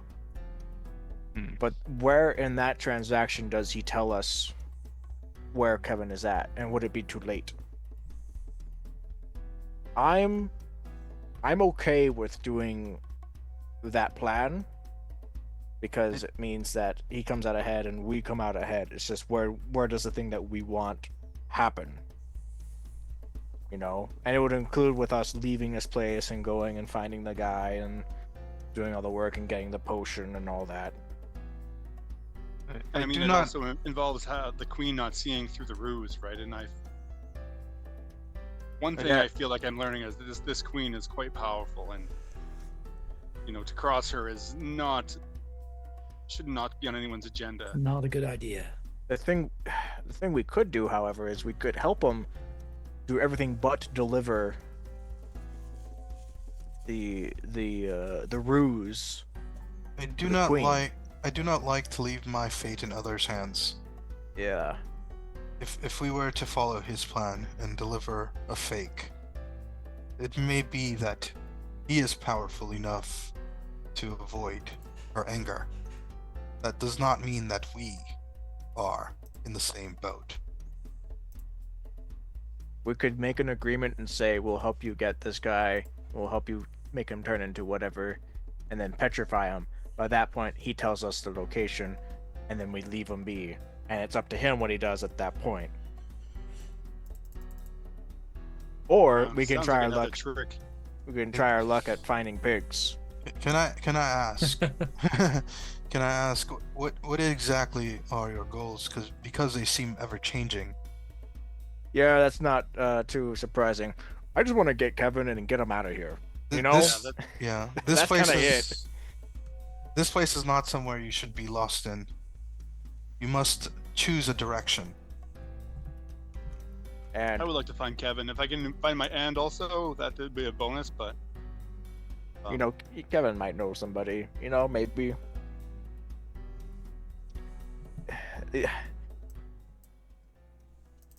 It seems like we're going in the direction of Kevin, and we're also going in the direction of your hand. And who's to say that the people on the pigs wouldn't know where Kevin's at either?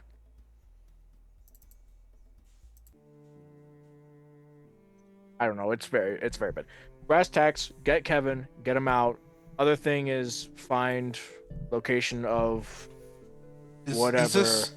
Is this Kevin someone you'd be willing to give up your hand? I mean, Desperado.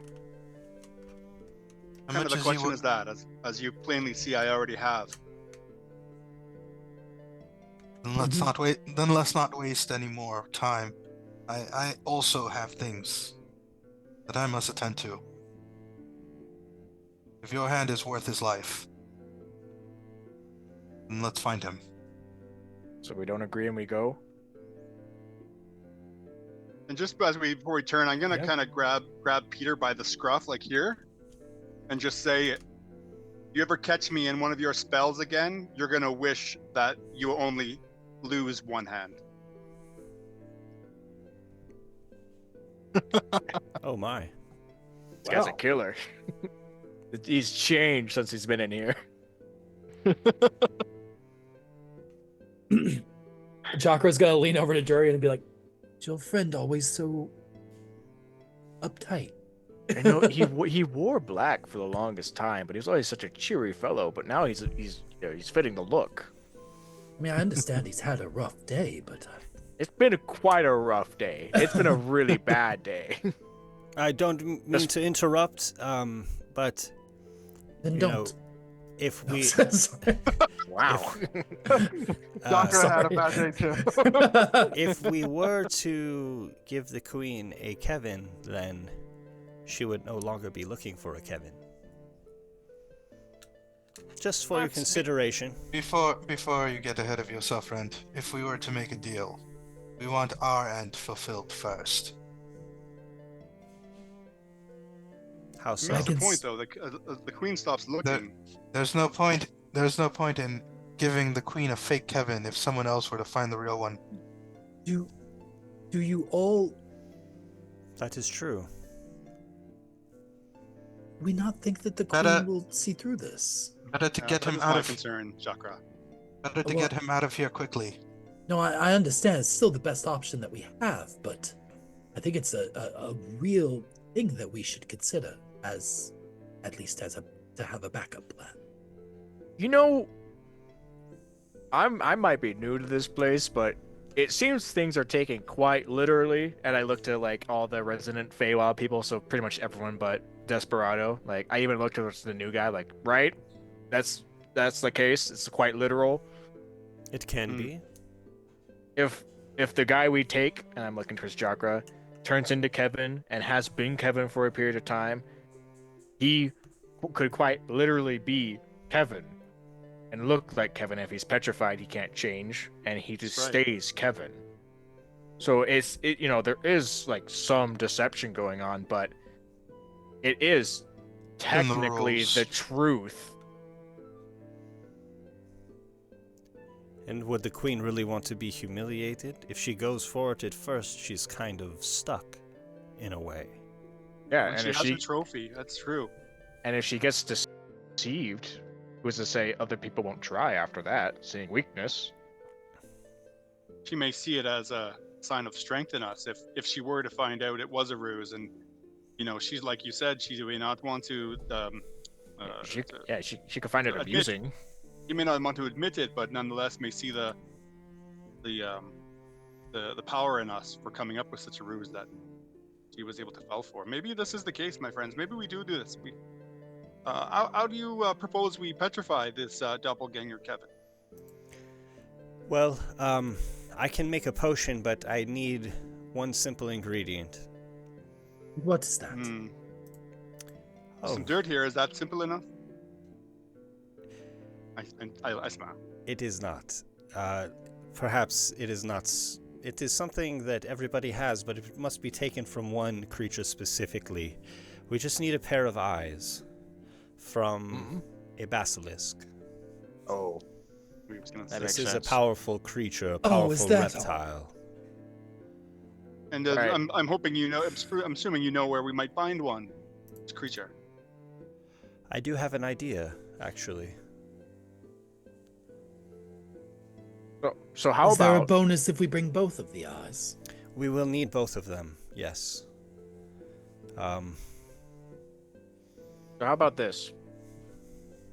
If we help you get the basilisk eyes, you tell us where real Kevin's at, and we go retrieve real Kevin. At that Yes. point, we'll help you get fake Kevin and go through the plan that way.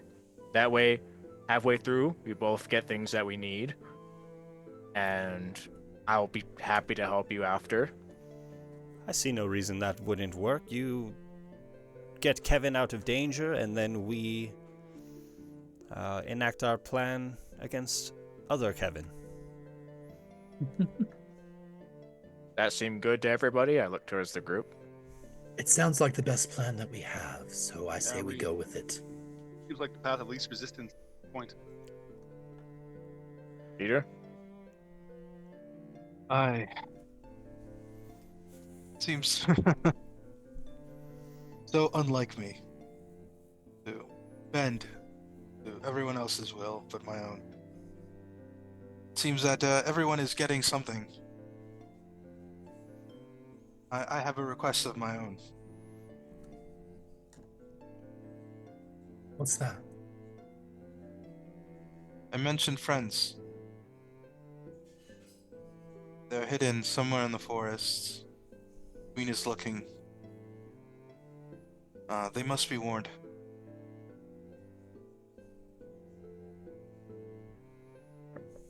Yes, of course. I mean, I'm not against helping people. I can send a messenger, but I would have to know where to send it.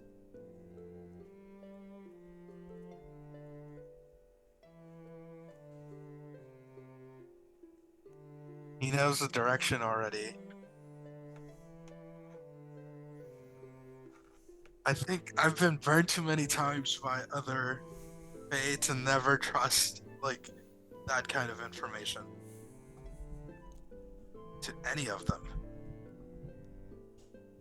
I mean, I know how valuable that would be to the queen, right? She seeks them for her feast. That's your suspicion? She certainly does. Well, Peter, if you need to do what you need to do,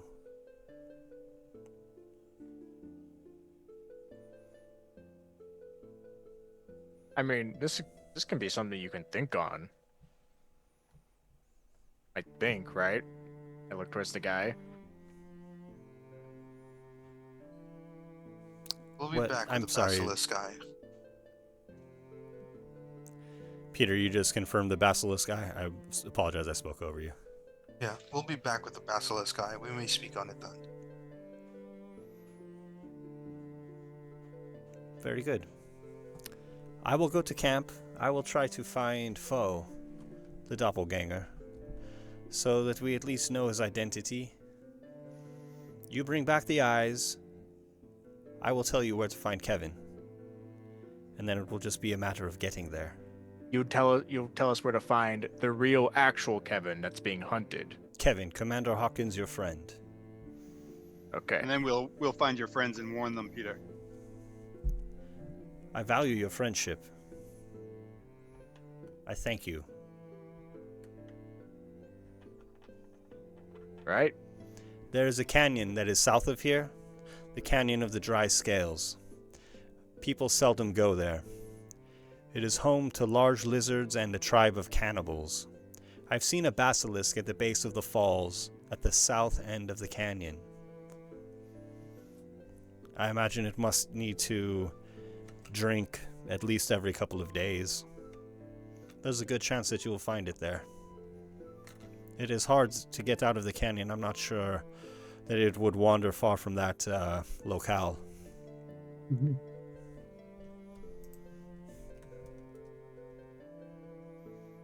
All right. Might still try to get his hand back, because that will help in killing the basilisk.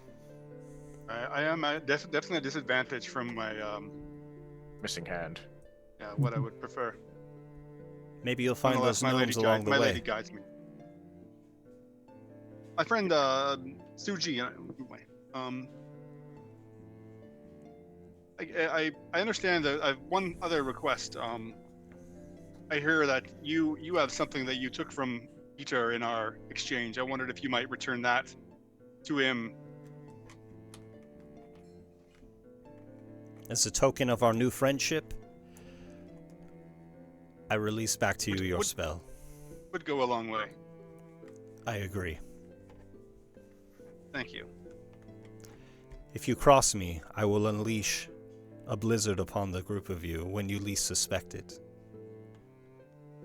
I'm fully intent on helping you. You know. Believe me, this is clearly a place hard to find friends. That you take them where you find them. Very good. And it looks as though I have found some, and I thank you. I will do my work. I will find foe. You get those basilisk guys, and do all four of you come back. Oh, we'll try. Well, and how long does this come? Would we be able to do a short rest, or kind of work this into a short rest, you guys? I think that makes sense. And then as we take a short rest in-game, let's also take a short rest. We get foods, snacks, drinks, whatever you guys want. Sounds good. And we'll be back after the intermission. 12 minutes. I think this is the longest that Peter's been like selfless. Sound of a hammer striking an anvil echoes across the room as Cyrus Hammerhand steps forward. Sturdy boots heavy against the stone floor. His broad muscular frame is covered in soot, the marks of countless hours at the forge. His gruff voice is steady, like the rhythmic pounding of a blacksmith. Ah, so you're curious about me, eh? Name's Cyrus Hammerhand. I come from Mount Hammer, the finest mountain you'll ever lay your eyes on. Raised in the forge, you could say. My hands, these hands, aren't just for shaking or holding a mug. They were made for shaping, crafting, making something that'll last. For years, I worked the forge. Hammered steel, shaped the finest weapons and armors you could ever ask for. There was no finer craftsman in the mountain, and that's the truth. But somewhere along the way, I saw the world around me. I realized that the work I was doing, the tools, the weapons, the armor, it was all for the wrong reasons. The world was raging, just like the fires in my forge after a long day's work. People fighting over petty things, kingdoms crumbling, lives shattered. I knew I had to do something. Fixing the world needed more than just hammers and anvils. It needed hands, steady hands, to guide it back into balance. So I picked up my hammer, a different kind of tool, a holy symbol of Brahm, the true forger and my guide. I'm still a craftsman at heart, don't get me wrong, but now my craft is more than just metal. It's people. I've got a lot of work ahead of me. That's what I do. I fix things. I heal the wounds of the world, one hammer blow at a time, until it's whole again. And if you're ready to join me, well, there's always room for a few more hands in the forge.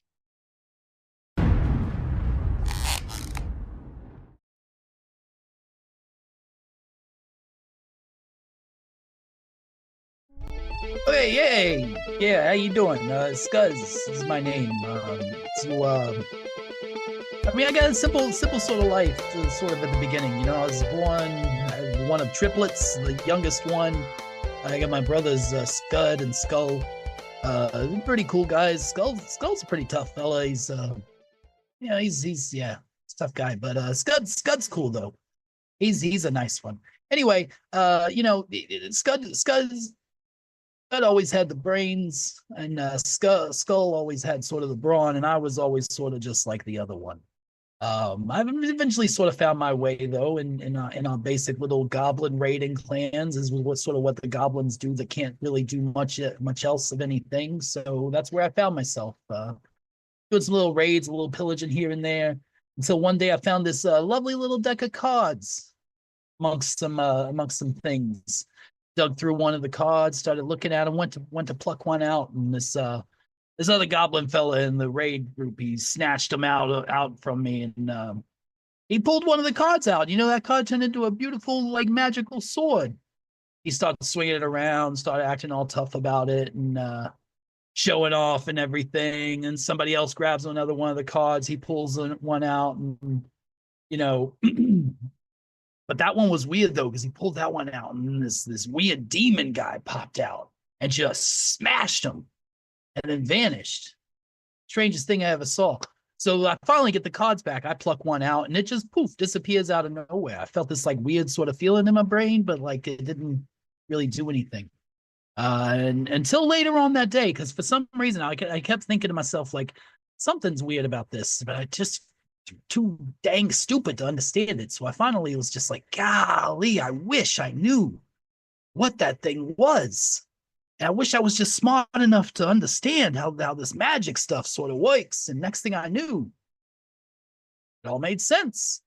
I started seeing the weave, you know, the magical energy of the world, but like seeing as it functions, like mechanically, and I'm able to manipulate it in these different ways now. I don't know why that wish I made sort of came true, like a magical sort of thing.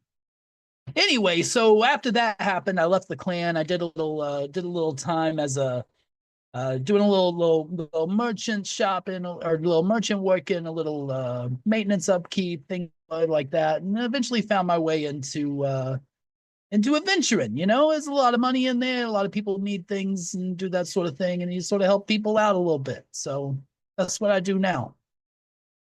I'm for hire if you need me too, by the way.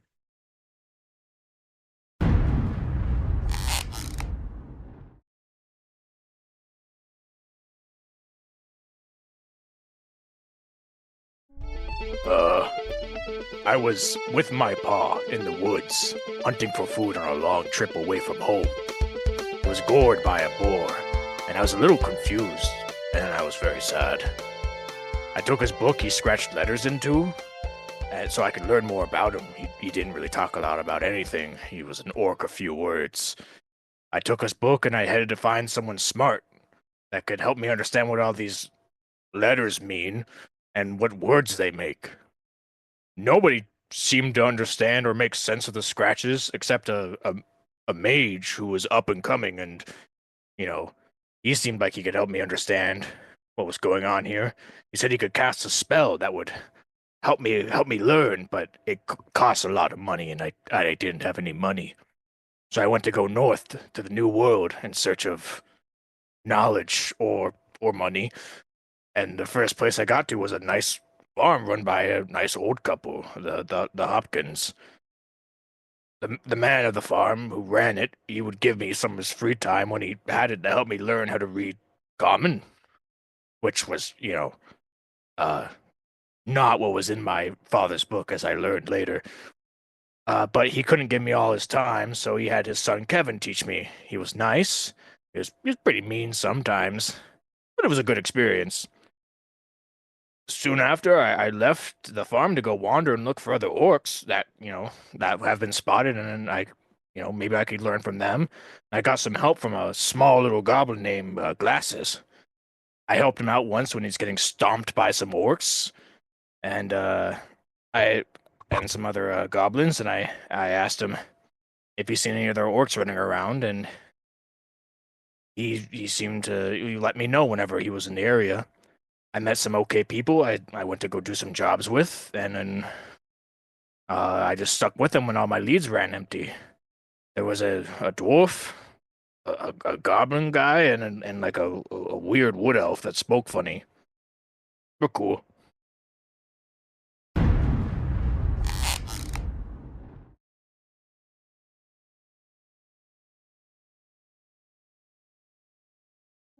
So usually these sorts of stories begin with a young, jovial character thrust into a life-changing scenario, setting them on some kind of unplanned trajectory. But they aren't usually embarrassing or humiliating. Oh wait, my apologies.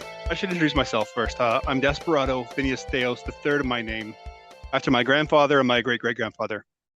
My older brother, Silverado, you might have heard of him. He did some pretty great things for the people of Gira. He left some time ago, a few years ago now. Hasn't been heard from in quite a while. Our home, our village, sits within the redwood forest, just on the edge of Dunsmuir Lake. Anyway, Silverado's leaving home for me was really tough. I thought we'd be in the forest together forever, our families growing up together. But after he set off, I realized I needed to find my place in this world too. I just wasn't sure what that looked like. I wasn't sure what that might be. And my friends and I, we spent most of our time just messing around on the shores of the Dunsmuir, like any, young elf might do. When we weren't in school or training, that is. Usually these times on the lake were involved the weird games, always involved lots of wine. Not the junk from around here, the good stuff, good elven stuff. But on one sunny afternoon, everything kind of changed for me. It was a day like any other. It was sunny. It was nice. We were on the lake between swigs of wine, knots of the good bread. Wine was a bit off. We paid it no mind though. It didn't matter. But I'll never forget that giggling, cackling sound. It still haunts me. We were laying there with our dipping our toes in the water, staring at the sky. Those days when you're just trying to avoid the world and that's catching up to you. It was one of those times, all of a sudden I began to realize something was amiss, not quite right. I couldn't wiggle my toes, my fingers, I couldn't turn my head, I couldn't move my arms or legs. I wasn't quite sure what had happened. None of us could move, but we could see and we could hear quite well. I could hear really well. You know how they say when you lose one sense, all your other sense are heightened. They're very right. The dancing and the laughing and cackling sound all around us. I couldn't tell what they were. I found out later from my father they're called bogles, tricksy little fey creatures. Anyway, they took everything. They took everything from us: our food, our coins, our clothes, our dignity. By the time I could move again, they were gone. There was no trace of them. There we were on the shore of the Dunsmuir, naked, exposed, robbed, and humiliated. I promised myself I'd never let my guard down like that again, especially around fays. And after that experience, I took my training much more seriously. It opened my eyes to the world and the things that are around us. Nothing is as it seems in our world, and even in times of peace, things can change in an instant, it seems. After the thing with the bogles, I kind of developed this issue with others touching my food. I trained in the community kitchens and learned some really good elven cuisine. I became a pretty accomplished chef, But when I wasn't in the kitchens, instead of spending my time at the lake, I practiced with my bow and my blades. I'd hoped that I wouldn't ever need to use them, but I wanted to be prepared in the event that I did. And it was around that time that the lady in the lake came to me. Apparently, she'd been watching me. I had no idea, but the first time I saw her, she appeared as this regal elven maiden, wearing this fairly pristine sylvan plate mail. She talked to me about how she was ready to take on a champion, someone to carry on her mantle. She would spar with me, and she helped me hone my skills with my bow and my blade. She told me about how she was one of the protectors of my people long ago, a great knight. No idea. She fought in the great battle of the Redwood Forest, the one that gave Redwood its name. She was a real great warrior, and she fought bravely in that battle. She had eventually fallen, but Dunsmuir favored her, and her spirit lives on in the lake. She watches over our kin and in service of him in Dunsmuir. She asked if I could prove my worth. She would empower me to do great things. She asked me to seek out one of Dunsmuir's most faithful followers, my brother, actually, Silverado. She says he's lost but not gone, and that's what brings me here.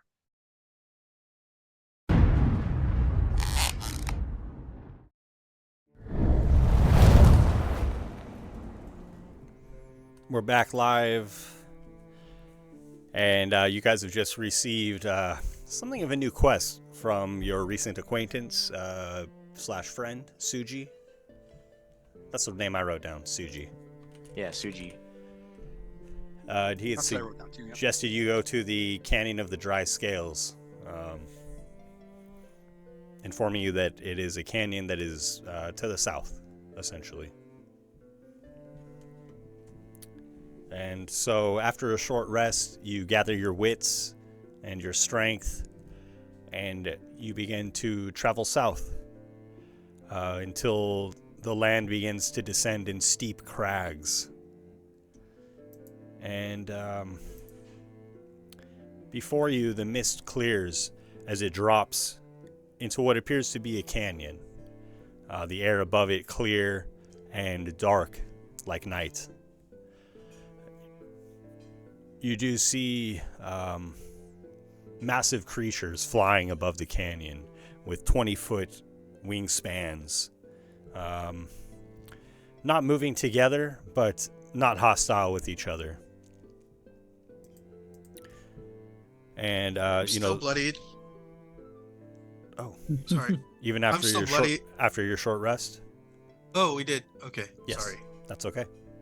Let me roll some dice. Oh yeah, me too.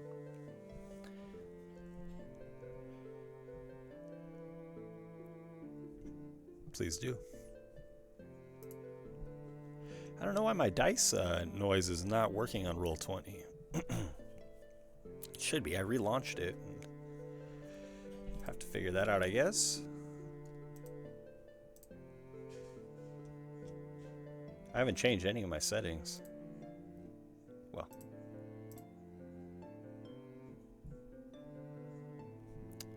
Okay, I'm back to full. Oh, I somehow had it muted in, like on my in Roll20 tabs. Yeah, but not in Roll20, like on through Windows or something. Okay. Yeah, there is like a you can actually mute specific tabs in the browser. Yeah, that would be. I didn't realize that. I must have done that somehow. I do that sometimes when I'm using the YouTube at work. I'll just like mute the tab. Oh yeah, I heard that dice roll. Okay.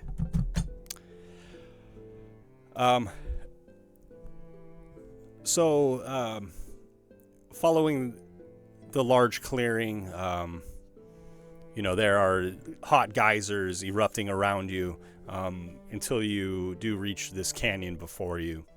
And this must be the place. I mean, he said a large canyon to the south, and that's where you find yourselves. Be mindful of this thing's gaze, my friends. You think if I blind it with the sword, it would react? And what's that you speak of? The creatures flying overhead, or the basilisk in question that we're gonna go kill? Thank you. Because if it's got big peepers, it have to turn you to stone. Maybe it'll look away. I don't know, or maybe it doesn't care because it's got big peepers. And again, Suji had suggested that at the base of the waterfall, in the south of the canyon, within the canyon, is where he saw the basilisk.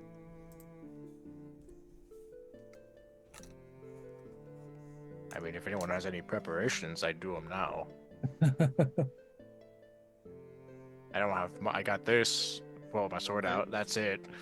I will see that my lady blesses us again, but it might be better once we the beast. I don't know. The canyon is vast. It appears to be at least a mile in length, perhaps more.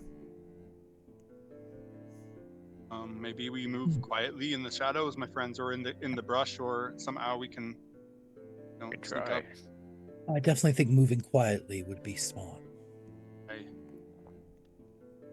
The group we might, and Durian, I know you struggle being you. My lady will guide you.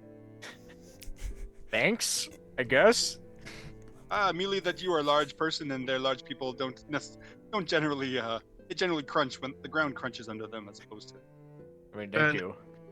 I mean it as a term of endearment, my friend. By all means, please. There's no natural cover in this area, right? It's just a clear canyon. Here there are, large craggy rocks that you can move to and from, and interspersed there are trees struggling to grow in the moisture. I'm gonna be as stealthy as I can and try to hide behind rocks and in trees if I can. Okay, is this where you wish to descend into the canyon? I might like to scan and see if we see stone figurines or anything like that. Maybe that might dictate the area where the beast might frequent. I see. You can make perception checks if you like.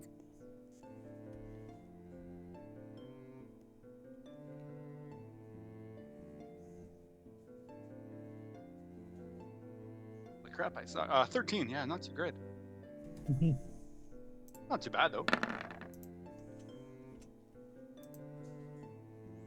I mean, I'll give it a whirl, but you're gonna have to fix me up again. 15 plus a D4 guidance. 17. There you go.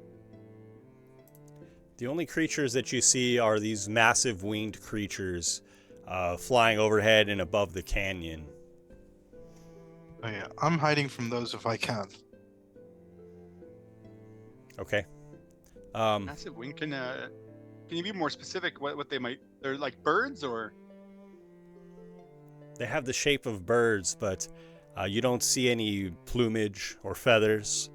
You see long, pointed beaks or bills. Some kind of dinosaur or something. Some kind of flying lizard or dinosaur, something of the sort. I hear stories, nothing from where I come from, but your stories of flying lizards. So,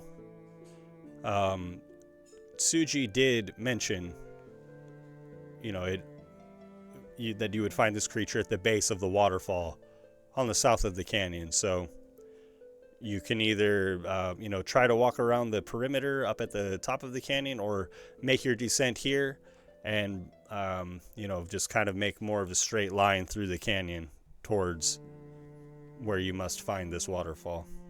Does it get deeper as we go in? Yes, Like it has begun to descend.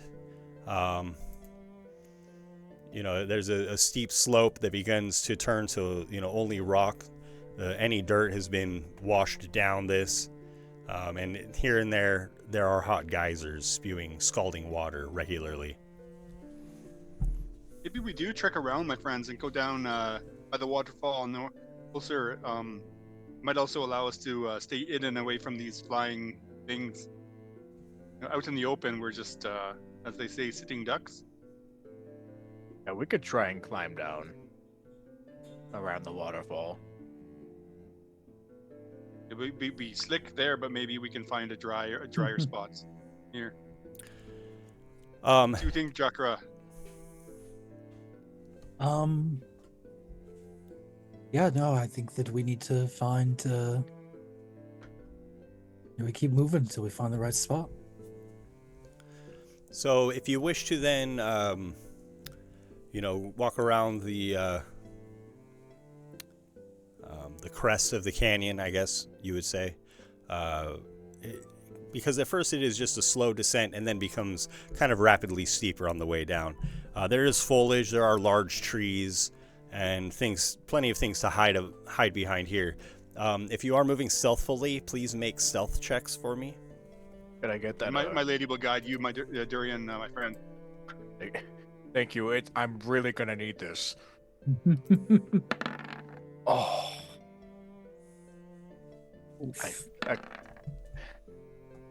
I wish I got that crit. I'm just too sleepy. An 8. 23. Hey, Ben. 25. And so Durian with an 8, everybody else with... I have 11. Oh, okay. Wait, I guess we're moving as a group anyways, eh, my friend?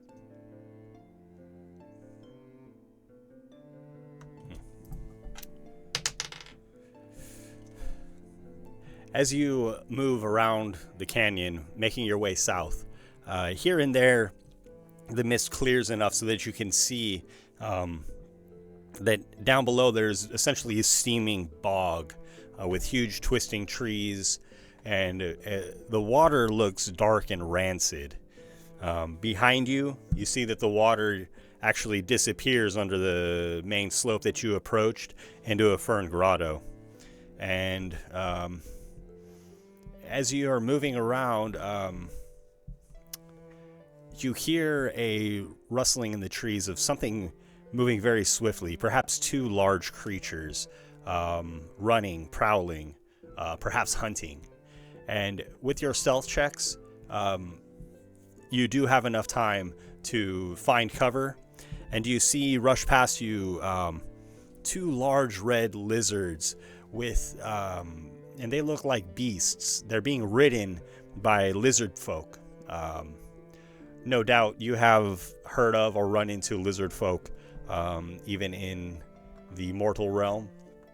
They're not uncommon on Gira, and these appear to be hunters, lizards riding lizards, carrying javelins. They rush past you without noticing you.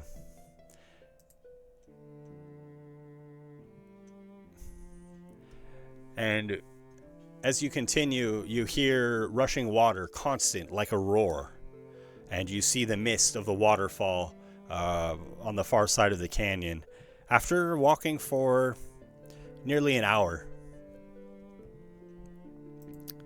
it's not easy going through this terrain. Rocky, covered in trees, fallen trees, and then geysers, hot geysers spewing scalding water. And if you guys will please, for me, I'll make nature checks to try to avoid these scalding geysers that happen from time to time.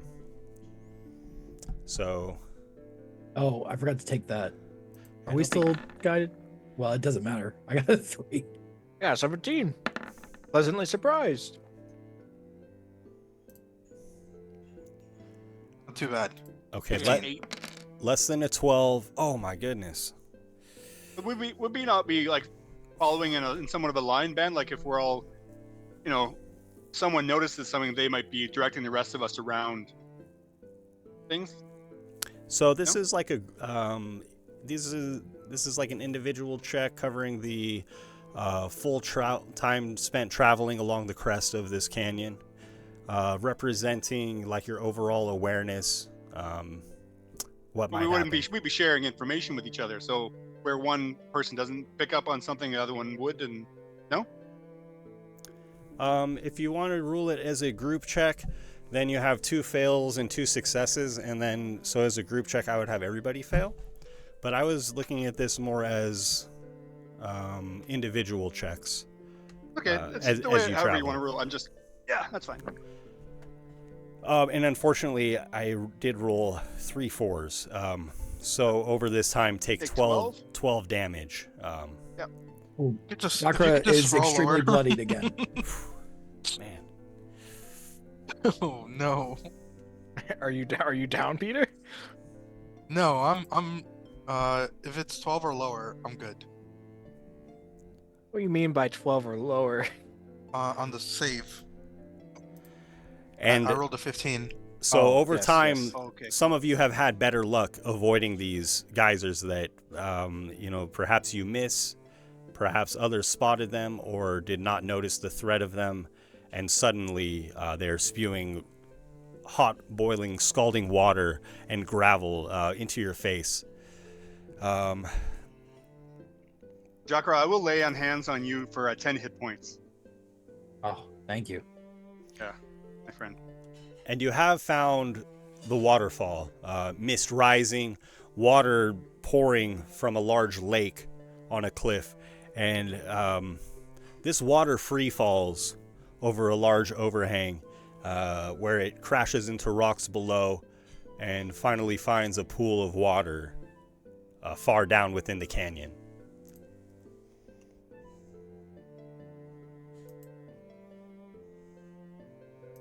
Let's see if we might find a dry slope. I also have rope. Yeah. And pitons. Yeah. Right.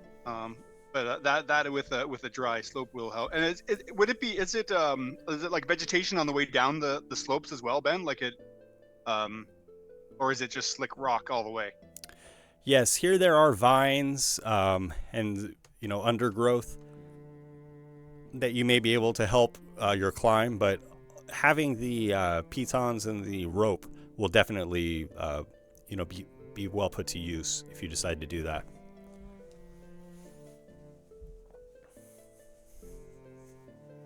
If only we had a 70-foot collapsible ladder. That's true. Or a dwarf that could make it. Or a dwarf that could make one. It's my friend Cyrus. And I will say that with the aid of the rope and, climbing carefully down, you find yourself about halfway down and, perhaps looking up for some reprieve to catch your breath. You see the large flying lizards in the air, and the group of them begin to circle you overhead, over all four of you. Will you give me your guys' climbing order, please?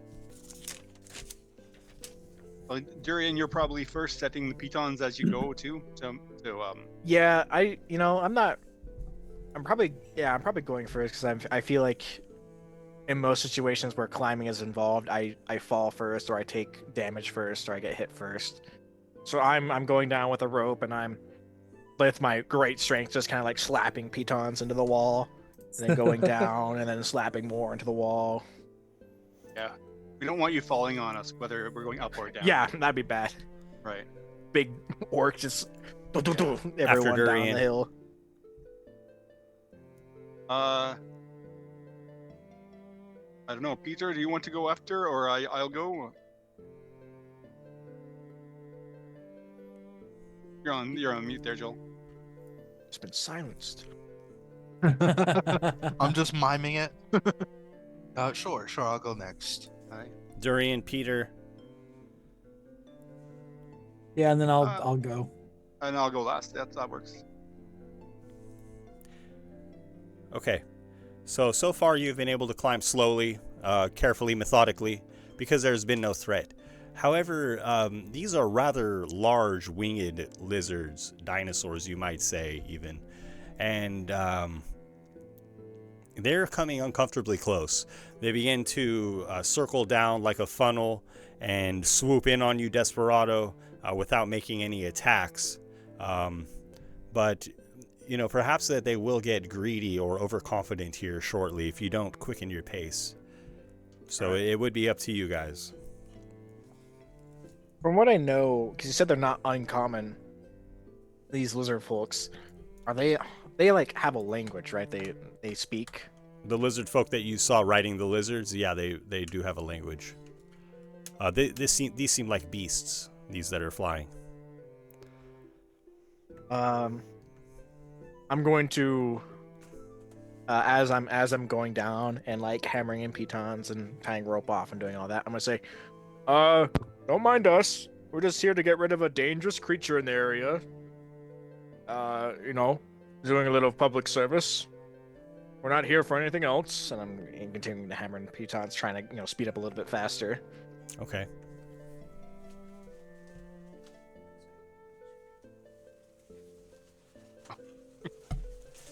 And just getting his dinner delivered.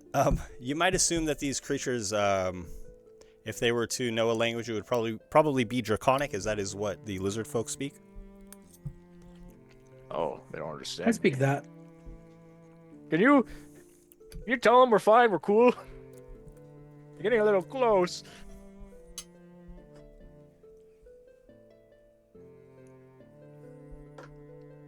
Jakkra? You guys will need to hurry your pace. If you guys can please make athletics checks to climb down.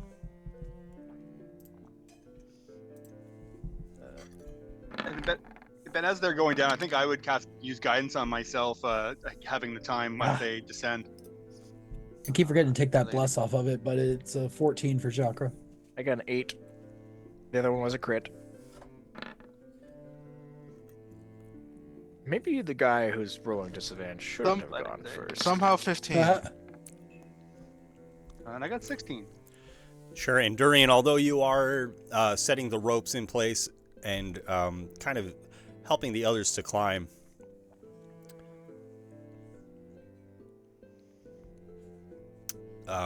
you begin to falter and fall behind a little bit. They're climbing down, you're trying to reset the rope, go back up to move it. And as you do, these creatures see their chance to strike, and 3 of them fly by you, making their attacks. No, weakness! 7, 18, and 15. An 18 will hit. Okay, and you will take 5 piercing damage as it spears into you with its huge beak, hoping to knock you free of the rope. Kind of like it's swatted away. And it seems to move swiftly and deftly, and as you swat at it, it is already gone, making its flyby attack. As you guys continue, please make another athletics check. Bye, friends. It's nice knowing you. 13.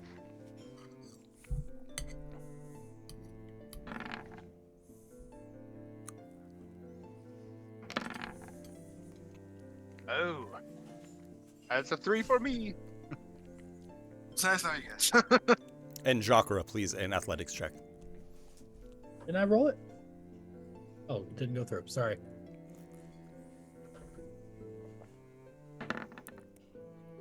Oh, wow. Okay, 15. Well done, man. Desperado and Peter begin to fall behind a little bit as you guys make your descent, and 2 creatures each make their diving attacks at you.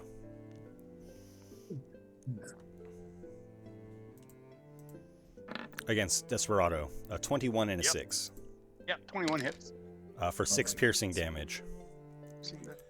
My own blood. And Peter, a 10 and a 5. The 2 creatures swoop past you, but they're unable to stab you with their beaks. Too small and nimble. Jakkra! You spit hot fire earlier. Those things are like dragons. Yell at them. Get them away. As I'm messing with the rope. As you struggle and hurry and rush, the cliffside begins to slope outward and becomes much easier to travel upon. And these creatures seem to give up, flying back into the sky, realizing that they can find an easier meal elsewhere. You find yourself at the base of these falls, the water crashing down, spilling out of the lake above and forming another lake that kind of branches outward in many different tendrils of water, turning into a bog, like a swamp. And it's densely overgrown with trees and vines. And however, the shore around this lake is cracked earth, somewhat resembling like the dry scales of a lizard.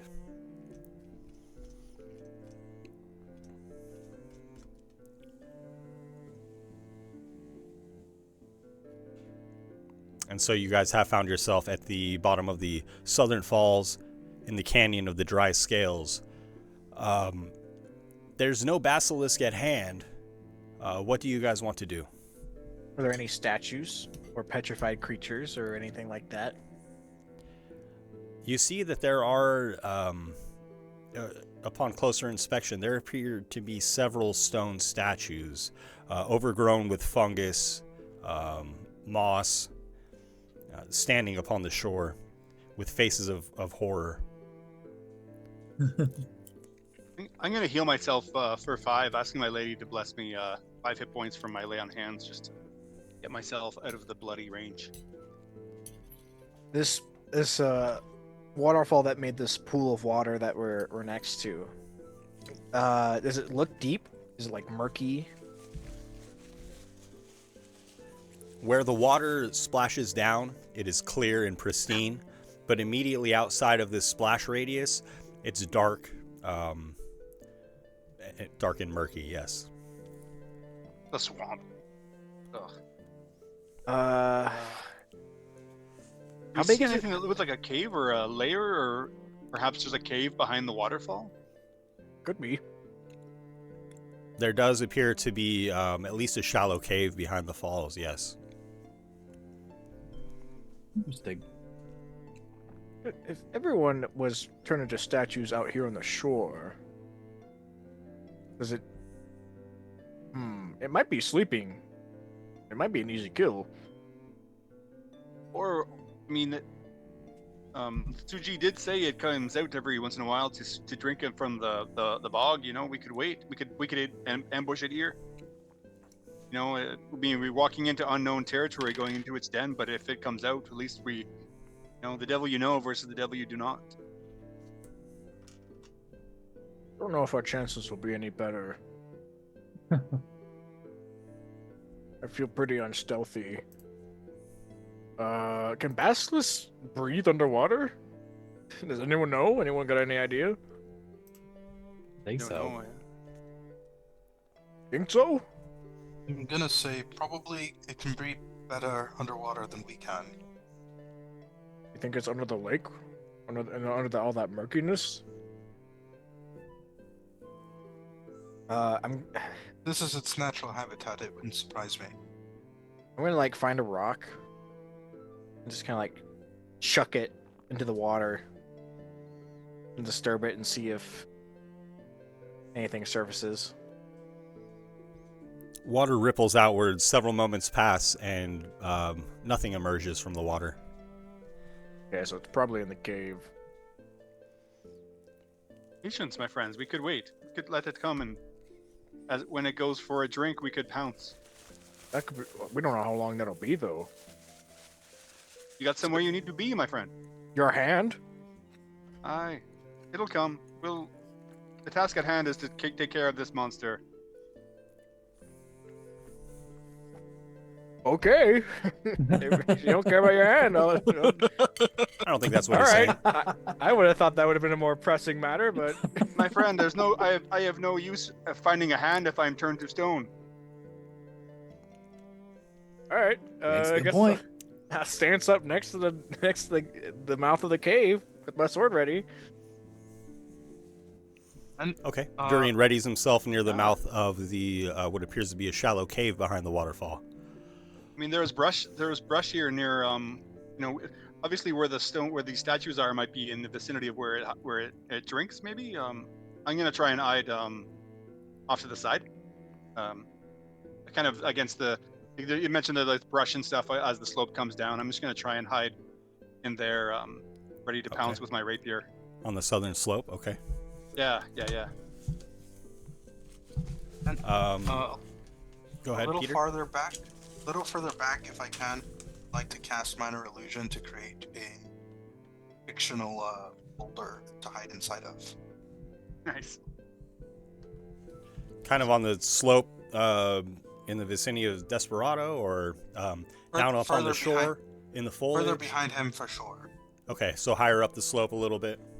Yeah. And then Jakkra, what do you picture yourself doing as far as getting ready for what could be an ambush situation?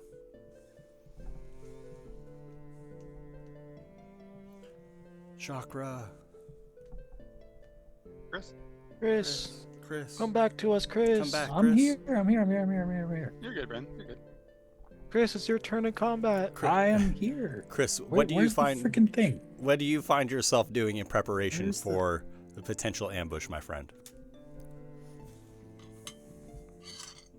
I'll take the. Oh God, I'm not in condition for an ambush. Sure, let's do that. I'm hiding somewhere. You got a sling. I do have a sling.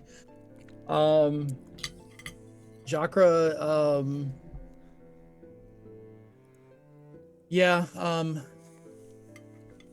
Jakkra will hide and is going to take a defensive stance.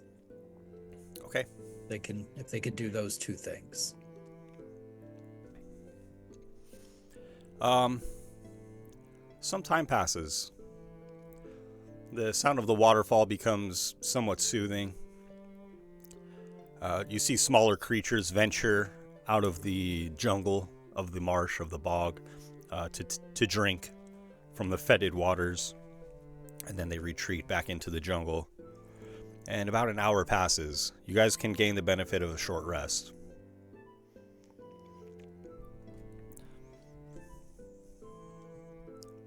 I ain't got no more hit die. I used all of it. Got 2 more left. I don't like using more than half, but I'm gonna. Hey, I maxed that out. That's helpful. Back up 30. You hear the underbrush moving from the jungle on the left shore. This is the shore that you all find yourself upon, or farther up the slope from. Picture yourself looking out from the face of the waterfall. There's jungle on the left shore and the right shore after the dried and cracked earth. During with your back against the cliff face, just under the waterfall. Ready with a sword. You hear, large leaves being brushed aside, and then you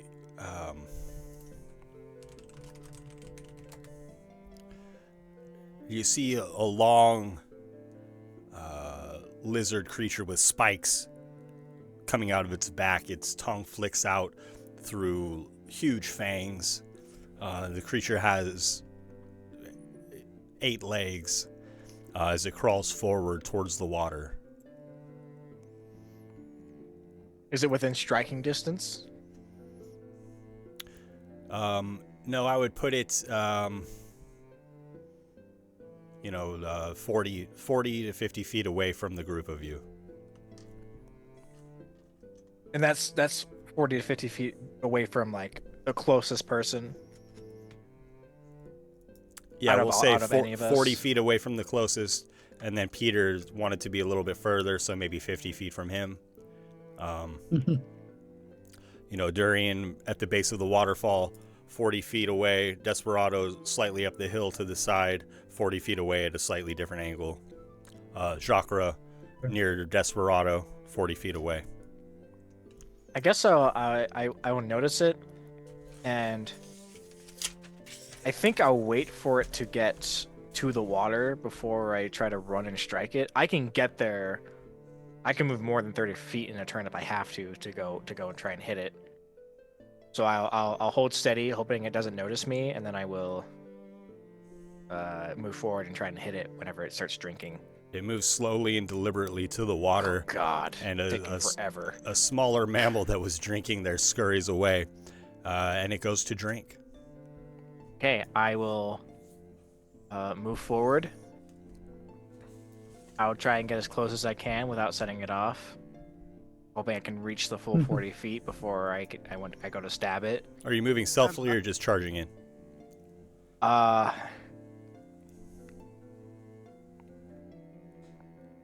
Everyone else is stealthed. I feel like I'll charge in, and yeah, I'll charge in, and I will attempt to hit it. I can use my adrenaline rush to dash as a bonus action and get some temp HP back. Okay. I only do that if I need to close distance with it. If not, I'll rage instead. Sure. I would mark it about 40 feet from your position when it gets to the shore. Okay. As you rush and close about half the distance, the creature looks over slowly. And everybody please roll initiative. As it spots you, Durian, rushing in. 21.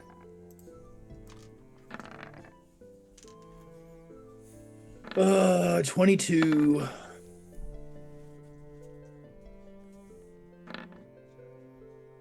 I was going to say, Ben, as Durian was moving in, would it be possible for us, like you mentioned that there were some statues, would it be possible to stealth in to kind of get closer but remain sort of hidden behind some of the petrified assailants that it had previously?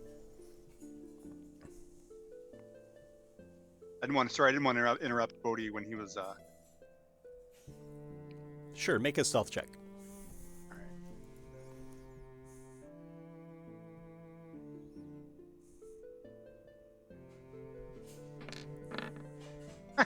Oh, 14. My stealth is actually not half bad. Durian, you have 21? Yeah. For initiative? Nice job. Desperado, you're able to find cover behind one of the stone statues without the Let's get a basilisk little bit closer, noticing. though. Yeah. Nice, but Like, 40 feet's just a little bit out of my range. I just want to get up enough that I wouldn't want my friend Durian in there by himself. Okay. This thing. That's fine. That's what I You do. can act first. Okay, and about how far away from this thing am I? Am I within? 40 can I get feet. to it? Oh, that's nothing. Okay. While it is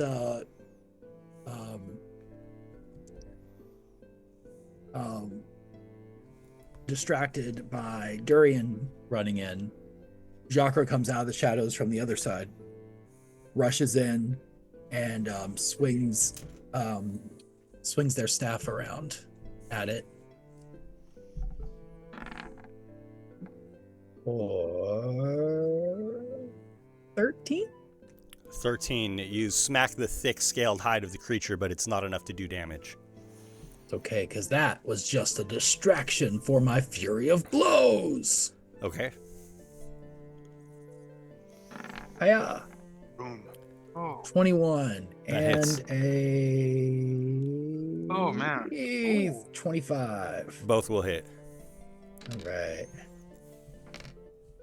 So we got 7 and 7, 14 points of damage. Okay. The old good old 1-2. After Jakkra is Durian. Durian, you've rushed forward on the shore, and you're met with the petrifying gaze of the basilisk. Please make a Constitution saving throw. Uh-oh. You know what it is? It's not me, it's not it trying to look in my eyes. It's me hearing about this thing's eyes. I'm wondering, what's so wrong about the eyes? And me looking towards the eyes accidentally. What's so special about these things? What's so weird about these eyes? I get a 19. What's the deal with basilisk eyes? That's it. Very good. You succeed. Go ahead. So can I close with it?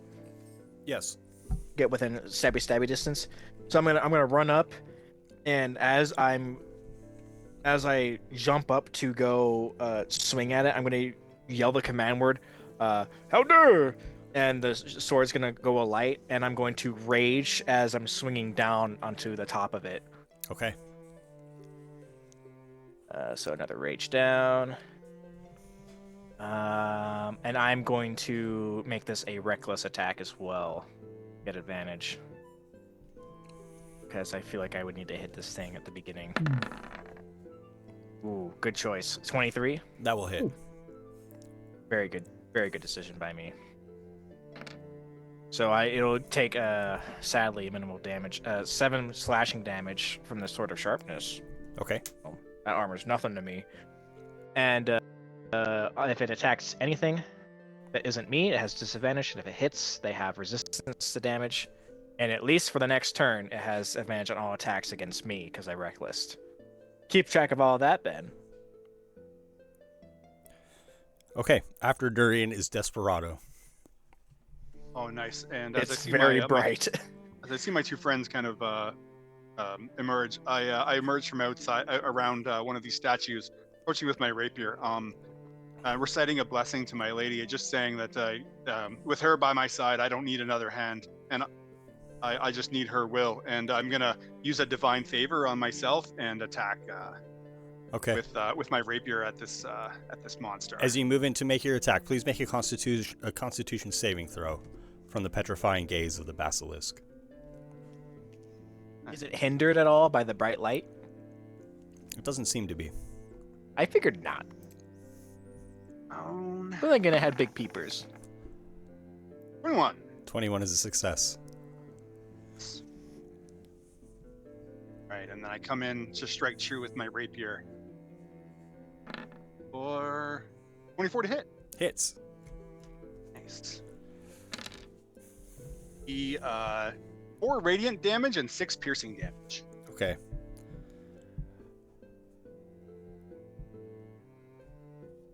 My friends, we should triangulate so we can only look at one of us at a time.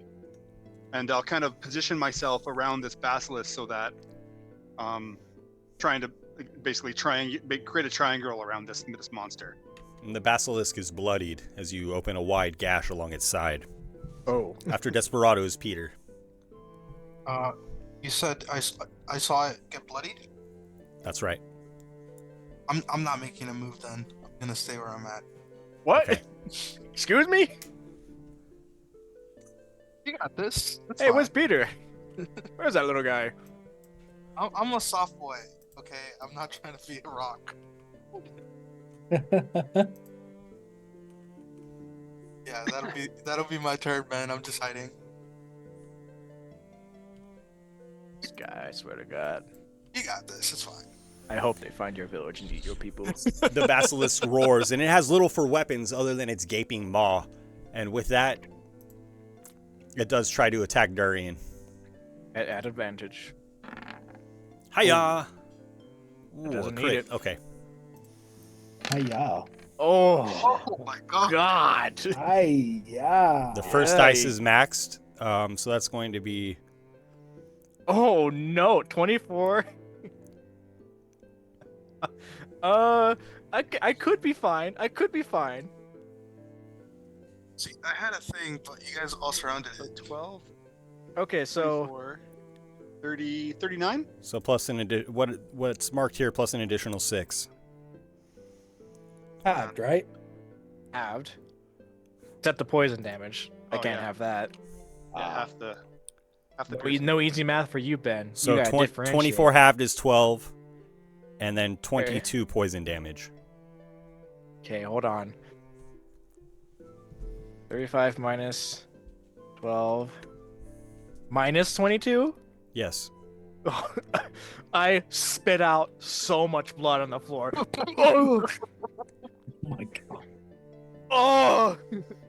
It bit my jugular out. Oh! Oh! Ow! It picks up Durian, massive though he is, and shakes him about, then drops him on the floor. Are you down to 1 hit point? Yes, I am. Okay.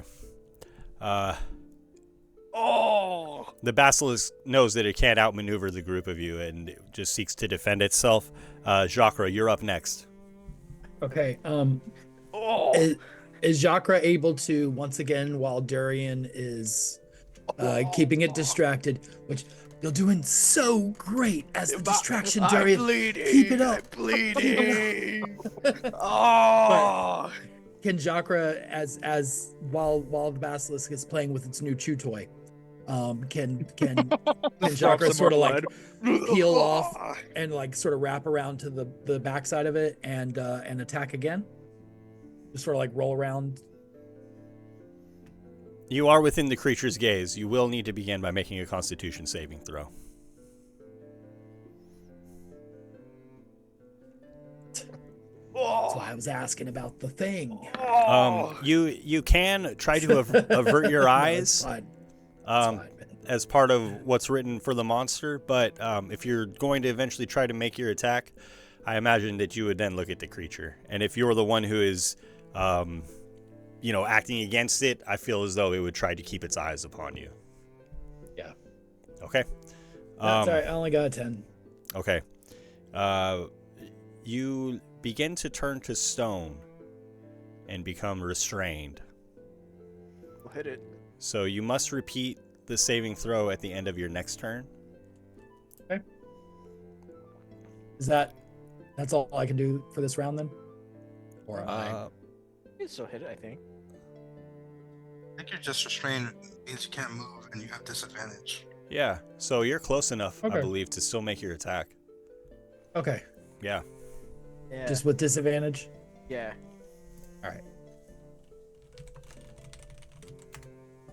Well, nope. Jakkra, no! You're gonna hit me! Jakkra, don't hit me with that stick, please! Oh no. Hang on. Let me give me 2 seconds. I think I might be able to. Jakkra, please. Wait, he has a thing. I might have a thing. He doesn't need to have a thing. What you got? Just don't Peter me and get me stuck in the Don't forget, Ben. blast. Monks cheat, right? Monks can cheat. Right. It's written on their character sheets. It's on the character sheet, yeah. Yeah, my character sheet just says no. It comes standard. You're the character man, sir. Just put no. I don't know. I can't even do that yet. Dude, I thought I had something for this, but I don't. Never mind. Wow. Never mind. Well, Okay. I'm still close enough. I'm gonna take 2 more. I'm gonna take 2 more hits. Okay. Sure. The stone is overtaking your legs, but you can still swing away. No. A 9 misses. 9. And 8 misses. I rolled a 1, 2, and a 3. Okay. Jesus. Well, you have good fighting spirit, nonetheless. After Jakkra is Durian. You got this, Durian. Again. I get up You off got the it, my ground. friend. I puke some more blood. It's got some poison in it. Ugh. I'm gonna try and recklessly attack this monster. Okay, please make a Constitution saving throw. Oh!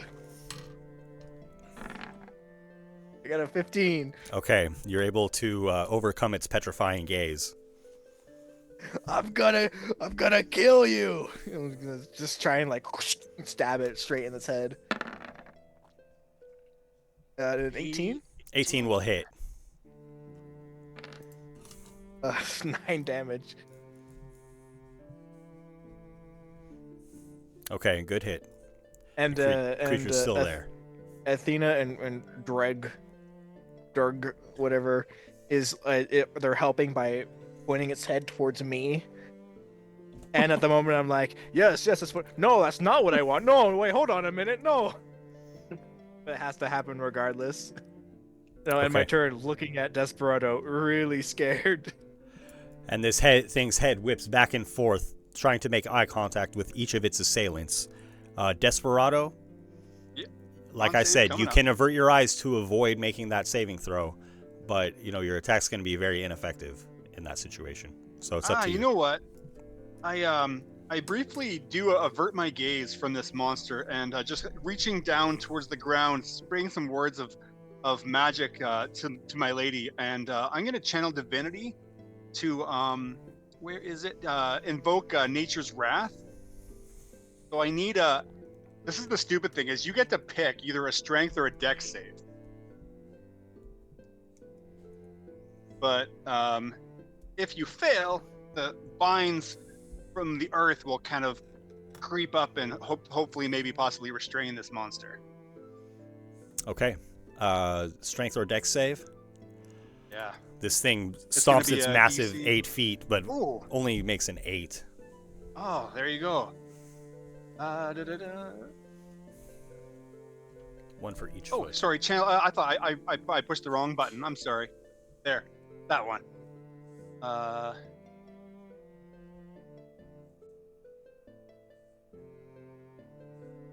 That is juicy. Okay, it does say that you can see. So the way the rules I can see it. I'm just averting my eyes from its face. You said it's large, right? Like I can look at its It's body a or medium its creature, tail. and we're getting a little bit too nitpicky with the rules. If we were to go rules as written, Okay. That's fine. If you're it not doesn't work, surprised, it's you can avert your eyes to avoid the throw. But Okay. if it looks at the basilisk in the meantime, it must immediately make the save. So Okay, I'll roll my save. That's fine. please do. There we go. 20. Okay, very good. You succeed. Nice. And so it is restrained, I believe. Okay, vines wrap around all 8 legs of the basilisk. It's unable to move. Bring up and reach the creature within.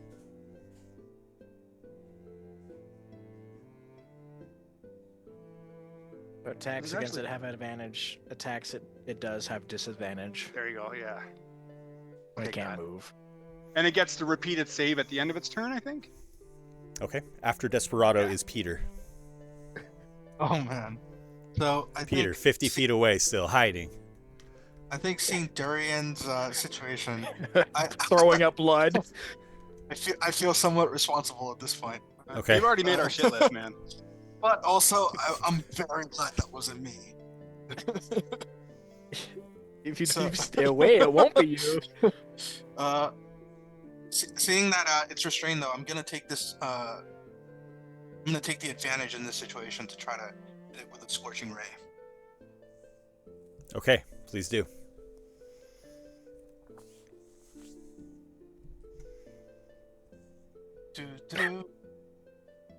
So it's gonna be 3 attacks at advantage because it's restrained, right?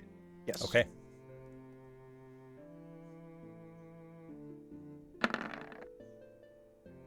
$19? 19 hits. 22? Hits. 24. Hits. And it's gonna be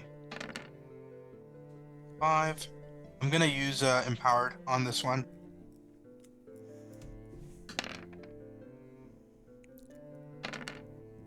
So I can re-roll up to 4 dice, up to my charisma. Nice. So I'm gonna re-roll the first one and the last one. Oh, I see. Okay, yes. Right. Oh, much better. So it's a 9, 8, and 10. Fire erupts around the basilisk, scorching it badly, burning it to death, and it's defeated. Oh. I get down on the ground. Oh. Unfortunately, What are you doing over there, my Jakkra, friend Durian? I do need another Constitution save from you, Jakkra. Yep. To try to fight off this poison. I do not have inspiration. Oh no. That's a 3. Okay. You become petrified, turn to stone, turn to one of the statues that are also on the beach here. Wait, was that your last save? Yeah. No. I wonder if it is the permanent thing, or I wonder if maybe it will pass in time if we just wait a little bit for our friend. I mean, maybe the potion guy could do something. I mean, he's trying to make a potion that petrifies somebody. He's got to know a potion that does the opposite, right? It's true. I mean, normal. If any of you other guys were trying to do this, it would be a bad idea. But I can certainly carry him. Can I try to whisper into his mind to see if it's still there? Yes, you may. Jakkra, my friend, are you there? You, unfortunately, Jakkra does not answer. He has been transformed into an inanimate object at this point. What pose was Jakkra in when he was turned? No doubt his fists were flying furiously, and he is a super cool monk statue at this point. So not like a nice flat slab that's easy to carry? Perhaps even easier because his limbs are extended. If anybody has medicine or nature or arcana, you can roll that. I'm looking though. I don't think anybody does. I'm trying to come up with stats. I'm trying to come up with something that somebody could use to figure this out. Magic just happens. He only takes hiding skills. You recognize that helping Jakkra is beyond any of your abilities, but perhaps there's hope. Okay, well, Shall we look in the cave? Maybe there's something there. guess you go look in the cave. I come out of my rage. I'm very woozy. I'm gonna get to work on carrying this guy. I think first I might analyze maybe the other petrified bodies, Ben. Maybe perhaps their person is stone, but maybe they have things on them that wouldn't be turned to stone. That is just hanging or on the statues of the other creatures. I will say when I based on the description here, when I turned to stone, the full scepter fell to the ground at my feet. Because it says non-magical items. I'll pick up the So full hold on to that scepter. for my third character. Okay. Oh, and the sling too. I'll take the sling. No. And the ammo. You think you can get away this easily? Not from me, friend. You're stuck with me for life. Yeah, this guy owes me a life debt. I can't let him die here. So would you, Ben and Chris, because this is both your creation, would you say that he is in a position with his arms, like as if he was fighting, where it's almost could be draped over my shoulders like a child getting a piggyback ride? Wrapped around with rope. Like, like he might be like this, but like you could put that over someone's shoulder. It's almost like petrified in like a bear hug motion. Yeah, can I like step into his arms and put him over?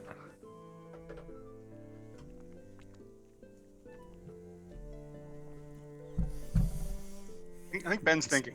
It seems like the jokes will have to wait as far as this situation goes. With his arms extended, it would certainly lend itself to being carried more easily than if it were just a plank. I'm gonna take this creature's head. Get his eyes. Yeah. I don't think any of us is particularly skilled in removing eyes from their sockets. Yeah, that's fair. Maybe there's Jakkra was an eye surgeon. Just use a ladle. But I'm just gonna take the head. Just use a ladle. just Scoop 'em basilisk out. eye soup. Does anyone have a bag they don't mind being ruined? Not for the head, mind you. This is for the guts of it, because maybe there's like a gland in there that like you need. For my friend, I'll put it in my bag for now if you'd like. But So I'd like to look over the other. Look if there's anything use. Maybe there's anything of use on the other petrified people. Looking, hopefully we can find something that might help our friend. Chris, Jakkra. I'm missing where it mentions magical or non-magical items. It was the thing that you put. It says a petrified creature is transformed along with any non-magical object it is wearing or carrying. Thank you. So I took that to assume. I assumed that meant that anything magical would. Yeah, that makes sense. Yeah, the magical items are not consumed by that petrification magic. How? Desperado, you see. Well, that's a good question that I want to give more consideration to. So we're going to end the adventure right there for this evening. Sure. Okay. You guys have succeeded in killing the basilisk. You've taken its head. Durian, for some reason, is cutting out its innards.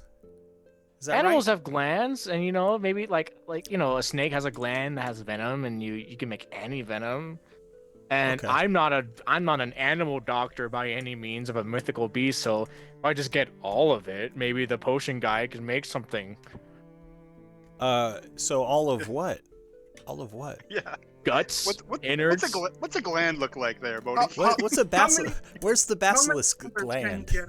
Maybe in the throat, maybe in the stomach, maybe it looks like a liver. I'm taking all of it. I'm putting all of it in a bag. You might have to taking the carry whole the whole basilisk? corpse. Yeah, you might have to carry the corpse. No, Leave because the his head- leave legs. his head attached. You already have to carry a massive statue. You only have a 540-pound carrying capacity. You might want to rethink, Consider. as far as maybe it seems like a decent idea, but maybe a little bit overambitious as far as what you're actually able to carry back. Because you got Peter, who is a halfling, and Desperado, who is an elf of paladin. slight build. So. And missing a hand. So, I can carry the head. your new friend had mentioned that it simply needed the eyes to make this potion. I think they're carrying the head back. The head of a basilisk is already stout, heavy. Like a big bowling ball, right? It'd probably be enough. I mean, I don't want to stop you from doing what Durian would do. Perhaps you get in there and you realize, you kind of don't have any idea of what mush what in would be here. useful here.